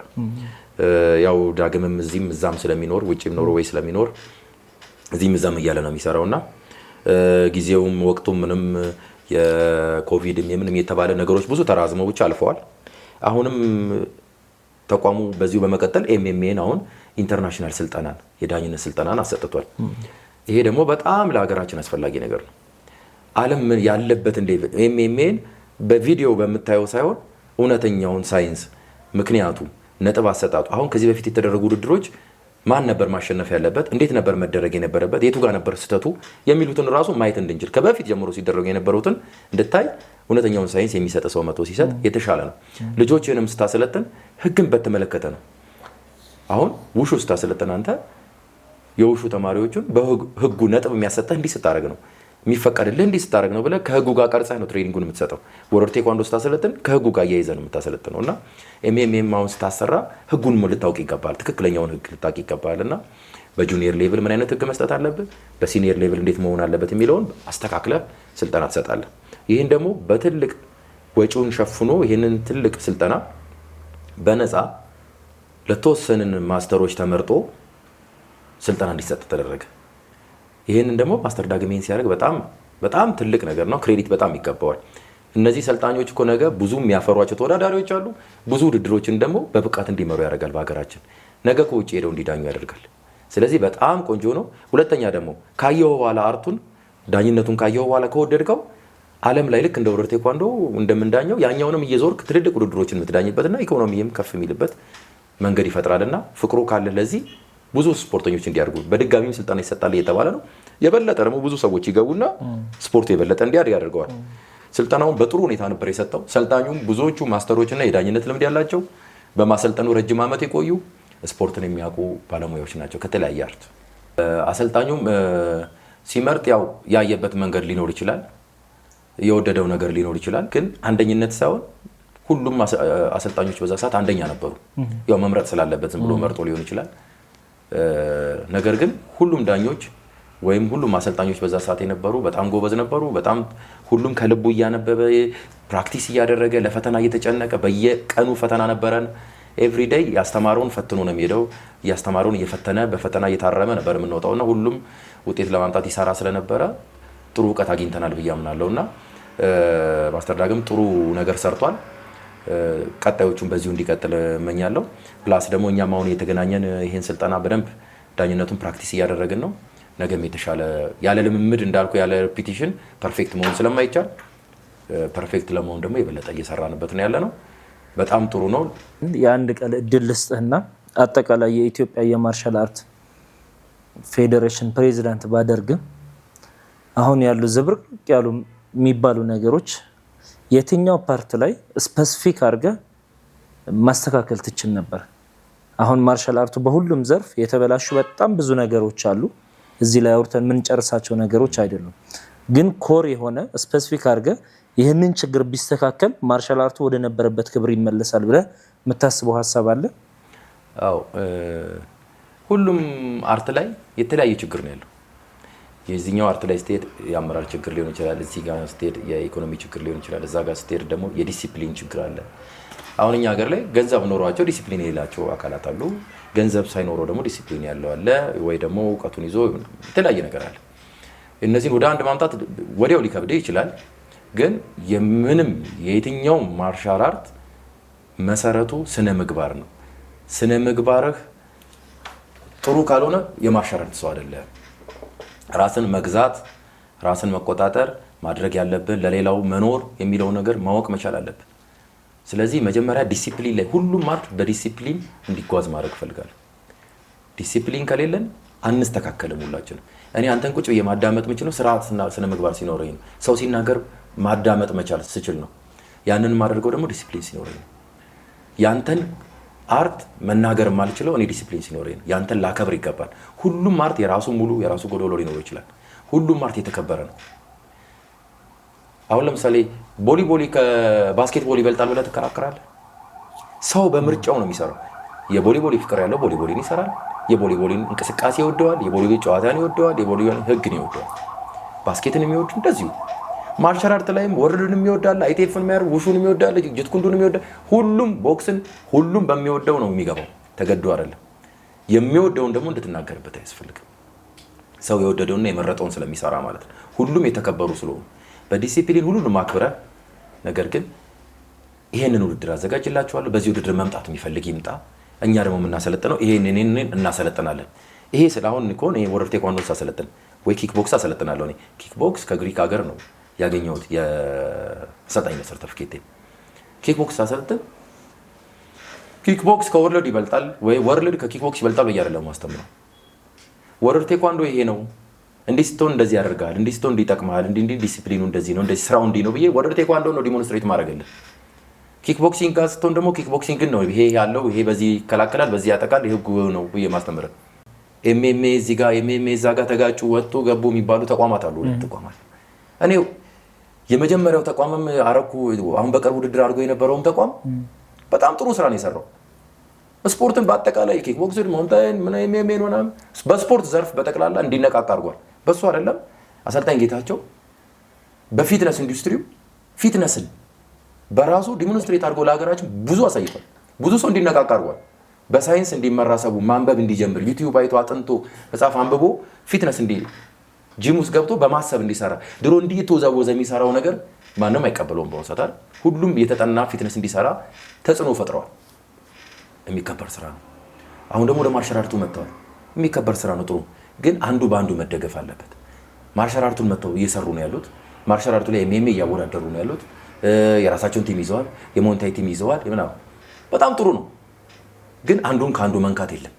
ይሄን ባይነካ፣ ይሄን ባይሰድብ፣ ይሄን ባይሰድብ፣ ሁሉም የራሱን ስራ እየሰራ ቢያድግ በጣም ፐርፌክት ነው የሚሆነው። ሁለተኛ ኤምኤምኤ የመጀመሪያው ተቋም ብቻ እያወዳደረ ወይ የነዳግም የመጀመሪያ እንዳወዳደሩ እነሱ ብቻ እያወዳደሩ ቢቀጥሉ ኖሮ ውድድሩ ላይ እኮ ኤምኤምኤ 3 ውድድር ካለ 6 ስንት ነው የሚሆነው? 3 ጊዜ 2 6 ተወዳዳሪ ብቻ የምታገኙ ከዚህ ሁላ ህዝብ።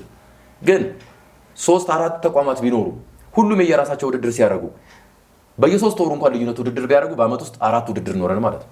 4 ውድድር ኖረን እኮ በአመት ውስጥ ማለት እዚህኛው ውድድር ላይ እድል ያላገኘ እዚህኛው ላይ ያገኛል፣ እዚህ ያላገኘ እዚህ። ስለዚህ ተወዳዳሪ ሁሌ ኤክሰርሳይዝ ላይ ይሆናል፣ ሁሌ የውድድር ጥማት አለው። የተለያዩ ውድድሮች ላይ መግባት ይችላል። በኢኮኖሚ ያድጋል። ውድድሮች በበዙ ቁጥር ደግሞ ተወዳዳሪውም እያደገ ይሄዳል። አሁን ግን ብዙሃኑ እንዲጠቀሙ ከተፈለገ ሌሎች ተቋማት እኔ እንደውም እመኛለሁ ሌላ ገንዘብ ያለው አካል መጥቶ የሆነ ተቋም እንዲህ እያደረገ ውድድሮች ቢያዘጋጅ 2-3 ተቋማት ቢመጡ እኔ ደስ ነው የሚለኝ። የተለያየ ሲሆን ብዙ ውድድር እናገኛለን፣ ብዙ ተወዳዳሪዎች እናገኛለን፣ ሀገርን የሚጠቅሙ ውድድሮች። ስለዚህ በዲሲፕሊን እንዲመራ የመጀመሪያው ዲሲፕሊን ነው። ሁለተኛ በኢኮኖሚ መሰረት እንዲኖራቸው አስገድዳለሁ። ሶስተኛ አመራርነት ቦታ ላይ በጠቅላላ ባለሙያው እንዲገባ አደርጋለሁ። ሲኒየር ባለሙያ እኔ ለሲኒየር ቦታ አለ። የኛ ሲኒየሮች ብዙ አይተዋል። በአካል አሁን ካንተ እኩል ሊያሯሯጡ ይችላሉ። ነገር ግን ከስህተት የሚታረም ብዙ ነገር አይተዋል። ጋይድ ያደርጉሃል። ቢያንስ እነሱ በወረቀትና በሀሳብ እየረዱ አቅም ያለው ከታች እየተሯሯጠ ስራውን ሰርቶ መስመር ማስያዝ ይችላል። ስለዚህ አመራር ላይ ባለሙያ ያስገባለሁ። በኢኮኖሚ የዳበረ እንዲሆን ሁሉም ተቋማት የገቢ ምንጭ የግድ እንዲፈጥሩ፣ ካልፈጠሩ ይፍረሳሉ። ስለዚህ መፍጠር አለባቸው ካል ሁሉም ተባብሮ የሆነ ነገር ይፈጥራል። ዜን ደግሞ ዲሲፕሊን ደግሞ ግዴታ ነው። ለሚናገረው ነገር ክፉ ነገር አንዱን የሚያጥላቻ የጥላቻ ንግግር የሚናገር ባለሙያ ሰርዘ ማስወጣት ነው። ዲሲፕሊን ላይ ትኩረት ስላለኝ ነው እና ይሄንን ነገር እንዲሰራ በጣም ጥረት አደርጋለሁ እኔ በቦታው። በጣም አሪፍ። የኔ የህይወት መርህ ያው ቅድም እንደነገርኩ ነው። በእምነትህ መጽናትና ለዓላማ መሞት የሚለው ነገር በቃ በውስጤ ሁል ጊዜ አለ እና በእምነትህ በሃይማኖት እምነትም ሊሆን ይችላል፣ በምታምነው ስራም ደግሞ በተሰማራበት ዘርፍ እስከ መጨረሻው ድረስ እንደዛም ስለሆነ ይመስለኛል በህይወቴ እስካሁን ድረስ የፈለኳቸውን ነገሮች አላጣውም። ማየት የምፈልጋውን በፊት ማየት የምፈልጋቸው በንግዱ ማየት የምፈልጋቸውን ሀገራት በጠቅላላ በንግዱ እየነገድኩ አይቻለሁ። እንደቀደም እንደነገርኩ እንደውም አንድ ጓደኛ ያለ ነብዩ ይባላል ከኤሌመንተሪ ጀምሮ አብሮኝ የተማረ አንተ በቃ እንዳልከው ኖርክ ይለኛል። መጀመሪያ ዱባይ ልንሄድ ስንል እንትን ሀገር ሄዳለሁ፣ ከዛ እንትን ሄዳለሁ፣ ከዛ እንትን ሄጄ ቻይና ሄጄ ከዛ እንዲ ቱርክ ሄጄ ምናምን እንዲገብቼ እመጣለሁ ምናምን ይሄ እኔ እቅድ ነው ምናምን ስለው ይሄን ያህል ምናምን ያላሾፍብኝ ነበር። ነገሮችን ሁሉ አሳሳካ። እሱ በእነዚያ ነገሮች እስካሁን እየሰራ ነው፣ ግን እነዛ ቻይና ምናምን ላይ ብዙ አልገባም ገና እስካሁንና በአንዴ አሳካቸው ማለት እንደዛ ልፋቶችን ምናምን ይላል። ባይምሮዬ ስያቸዋለሁ። ኢንተርናሽናል ሪፈሪን ደግሞ ገና ድሮ ገና የመጀመሪያውን ሀገራችን ላይ ስልጠና ስወስድ ነው በቃ እዛ ውስጥ መግባት እንዳለብኝ ያመንኩትን ደግሞ አድርጌዋለሁ። ገና አሁን ራሱ የማምንበት ኦሎምፒክ እንደምገባ ጊዜው አሁንም ይሁን ቀጣይም ይሁን አይቀርምና እንደምገባም እርግጠኛ ነኝ። እስካሁንም ደግሞ ለፍቼበት ያጣሁት ነገር የለም። በማሰልጠኑም ትልልቅ ኢንተርናሽናል ኮርሶች በጣም እፈልግ ነበር፣ አድርጌዋለሁ። እንደምታየው በውጤትም በጣም የምመኛቸው ውጤቶች ነበሩ። ዓለም ላይ በቃ በዳኝነቱም ቶፕ ነህ ተብሎ ከመሸለም ሌላ የለምና እሱንም ደረጃ ደርሻለሁ። በማስጠራት በአሰልጣኝነቱም ስልጠና ላይ ቤስት ተብሎ ተሸልሜበታለሁ በዛ ሀገር ኮሪያ ውስጥ በሞጆ ውስጥ እና የምፈልገው ደረጃ ላይ ያለምኩትን እየኖርኩ ነው ብዬ አምናለሁ። እኔ የምወደውንም ስፖርት እየሰራሁ ነው። ይሄን ሁሉ ዓመትም የምለፋውም የምወደውን ስፖርት ስለሆነ ነው። እስካሁን አለሁበት። የነገን እግዚአብሔር ያውቃል። የልቦናችን እሱ ይሙላ። በተረፈ ግን እየጣርኩ ነው፣ መሪዬንም እየተከተልኩ ነው። ስኬታማ ሆኜበታለሁ ብዬ አምናለሁ። ማስተር፣ በሀገር ውስጥና ከሀገር ውጭ ያሉ እውቅናዎች ምን ይመስላሉ? ዲቴይል እስቲ ንገረኝ። ያሉ ሰርቲፊኬቶች ሀገር ውስጥ ምንድናቸው? ዓለም አቀፍስ ያሉን ሰርቲፊኬቶች በደንብ እስቲ ንገረኝ ስለነሱ። ኢንተርናሽናል ኮርስ ስትወስድ በሀገር ውስጥ ማሟላት ያለብን ነገሮች በሀገር መውሰድ ያለብን ስልጠናዎቹ ላይ ወስደህ ነው ከዛ ሌቭል ወደዛ እያደገ የሚሄደው። በአሰልጣኝነት ሶስተኛ ሌቭል የአሰልጣኝነት ስልጠና በወርልድ ቴኳንዶ፣ ከዛ ሁለተኛ ሌቭል የአሰልጣኝነት ስልጠና፣ ከዛ አንደኛ ሌቭል ይሰጣል በሀገራችን። ሶስቱንም ሌቭል ወስጄ ሶስቱንም በብቃት አልፌ ሶስቱም ሰርቲፊኬቶች በአሰልጣኝነት ሌቭል ላይ የመጀመሪያው ሌቭል ላይ ነው ያለሁት። በዳኝነቱም እስከ አንደኛ ሌቭል ድረስ ኢትዮጵያ ውስጥ ሶስተኛ፣ ሁለተኛ፣ አንደኛ፣ ከዛ በኋላ ኢንተርናሽናል ሪፈሪ። ከኢንተርናሽናል ሪፈሪ ደግሞ ባሻገር የመጀመሪያው ኢንተርናሽናል ሪፈሪ ምን ይባላል? ኤን፣ ከዛ እያደገ ሶስተኛ፣ ሁለተኛ፣ ከዛ ሲኒየር ኤስ ሌቭል ነው የሚካሄደውና በኢትዮጵያ አሁን ሰከንድ ሌቭል ዳኛ እየዳኙ ያለሁት እኔ ነኝ። በሰከንድ ሌቭል ኢንተርናሽናል ሪፈሪ ያለሁት እኔ ነኝ አሁን። ስለዚህ ሰከንድ ሌቭል ኢንተርናሽናል ሪፈሪ ነኝ አሁን።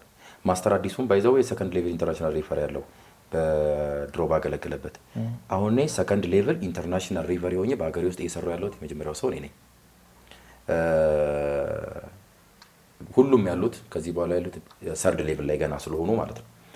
ከዛ በኋላ ፈርስት ገባና ሲኒየር ውስጥ ገባለሁ ማለት ነው። ትልቁ ሌቭል ላይ የዓለም ትልቁ ሌቭል ላይ ሆናለሁ ማለት ነው። ስለዚህ በዳኝነት ሌቭሉም ከታችኛው ጀምሬ ሀገሬ ላይ እዛ ደርሻለሁ። የፈርስት ኤድ ስልጠናዎች፣ የሕክምና ስልጠናዎችን ወስጃለሁ። የፊትነስ ስልጠናዎችን፣ የቦዲ ማስ ፊትነስ ስልጠናዎችን ወስጃለሁ። የኤሮቢክስ ስልጠናዎችን ወስጃለሁ። የአሰልጣኝነት ስልጠናውን በመምህራን ኮሌጅን በተለያዩ ኮሌጆች ሲሰጥ የነበረውን ስልጠና ወስጃለሁ። ሰርቲፊኬቶቹን ሁሉ አለኝ። በላይፍ ፊትነስ የሚሰጠውንም ከውጭ ከእንግሊዝ መጥተው የሚሰጡትን የፊትነስ ስልጠና ወስጃለሁ። በተጨማሪ ደግሞ የኤምኤምኤ ስልጠና እንዳልኩ ኢንስትራክተር ማስተር ሌቭል አለኝ። በኤምኤምኤ እነዛ ሌቭሎች አሉኝ። ሀገራችን ላይ ከወሰድኳቸው ነው የምነግርህ። በውጭው ደግሞ ሲሄድ ያው የውጭ የማስተሪ ኮርስ እንዳልኩ የኢንተርናሽናል የአሰልጣኝነት ሰርቲፊኬቱ አለኝ። የተለያዩ ካልቸር ኮርስ የወሰድኳቸው ሰርቲፊኬቶች አሉኝ የኮሪያ ሀገር። በአውሮፓ ደግሞ የፋይት ስልጠና የወሰድኩበት ስልጠና ሰርቲፊኬቶች የተለያየ ሀገራት 3 ሰርቲፊኬቶች አሉኝ።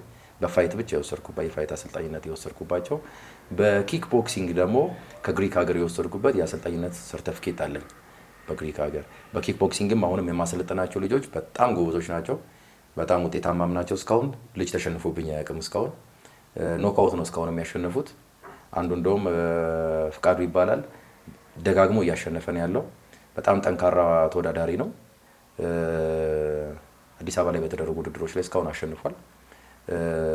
አሁንም ራሱ በሚደረጉ አወዳዳሪ አካላት ቢያዩት በጣም ይጠቀሙበታል ብዬ ነው ማምነው። በጣም ፕሮፌሽናል ተወዳዳሪና ጎበዝ ተወዳዳሪ ስለሆነ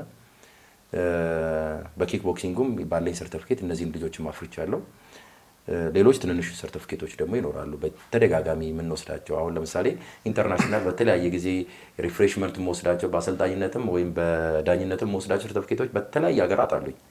ግን ትልልቅ ቶፕ ተብሎ የሚቀመጡ ሰርቲፊኬቶች እነዚህ ሰርቲፊኬቶች ይዤ ነው የምንቀሳቀሰው ማለት ነው። ትልቅ ፖድካስት ላይ ተጠርቼ ገና ብዙ መስራት እየተጠበቀብኝ እዚህ ደረጃ ላይ ደርሰሃል ተብዬ መምጣቴና የማውቃትን ነገር ሼር እንዳረግ እድሉ ስለተሰጠኝ በጣም አመሰግናለሁ። ሙሉ ያንተን የስራ ባልደረቦችንም ከልብ በጣም አመሰግናለሁ። ጊዜያቸውን ሰውተው እንደዚህ ቁጭ ብለው የእኛን ንግግሮች እያዳመጡ ብዙ የለፉ ይህን ውጤታማ እንዲሆን የሚያደርጉ ወጣቶች ናቸውና በጣም ነው የማመሰግነው።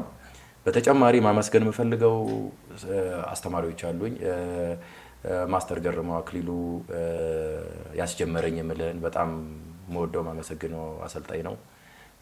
ለዚህ መድረሻዬ ዋናው ገፍታሪው እሱ ስለሆነ በጣም ነው የማመሰግነው። ከዛም በኋላም ማስተር ወንድሙ ማስተር ደረጀ በጣም ነው የምወዳቸው፣ በጣም ነው የማመሰግነው። ላለሁበት ደረጃ እዚህ አደርሰውኛል። በጣም አመሰግናለሁ። በመቀጠል ግራንድ ማስተር ኪምን ዶጂን ኪም በጣም ነው የማመሰግነው። በጣም ብዙ ለተከፍሎልናል፣ ብዙ ረድቷል። ሀገርን ስለረዳ በጠቅላላ በጣም አመሰግናለሁ። እኔንም በጣም ስለረዳ ከልብ አመሰግናለሁ። አሁንም ከጎናችን ስለሆነ ወደፊትም እንዲቀጥል እመኛለሁ። በተጨማሪ የስፖርት ባለሙያዎች ዙሪያ ያሉ ማስተር ሀገረ ሰላም አርባ ወንድሜ ያልኩ የበረሃ ጓዴ ነው የምንባለው። ውጪ ምናምን አብረን ታውቀዋለህ። ውጭ ሀገር ስልጠና ሲወሰድ በሱ ነገር እየጠጣህ ምን እያልክ ምናምን ዶላር እየቆጠብክ ምናምን እዛ እያልክ የምትሰራው ነገርና ብዙ ነገር ያሳለፍንና ብዙ አሁንም እየተረዳዳን ብዙ ስራ እየሰራን ያለን ነው። አሁንም በቅርቡ የሚደረገው ውድድር ላይ ተወዳዳሪ ነው። መልካም ምኞቴን የምመኝለት ወንድሜ ነው። አብረን እንሰራለን። አሁንም በተጨማሪ አሁንም በዳኝነት ከጎን የሆኑ እየተረዳዳን እየተሳሰብን እንዲህ ብናረገው እንዲህ ይሆናል እየተባባልን እየሰራን ያለ ማስተር ኪሩቤል አለ ከጎኔ። እሱንም በጣም አመሰግናለሁ። በርታ፣ ወደፊትም ትልቅ ደረጃ ትደርሳለህ። ጎበዝ ልጅ ነውና ትልቅ ቦታ ይደርሳል ብዬ የማስበው ልጅ ስለሆነ እሱንም እንደዚህ ከፍ እንዲል እፈልጋለሁ። በጠቅላላ ቤተሰቦቼን፣ ወንድምቶቼን ሁላቸውንም በዙሪያ ያላችሁንም በጣም አመሰግናለሁ። እግዚአብሔር ያክብርልኝ ለማለት ነው። አመሰግናለን ማስተር።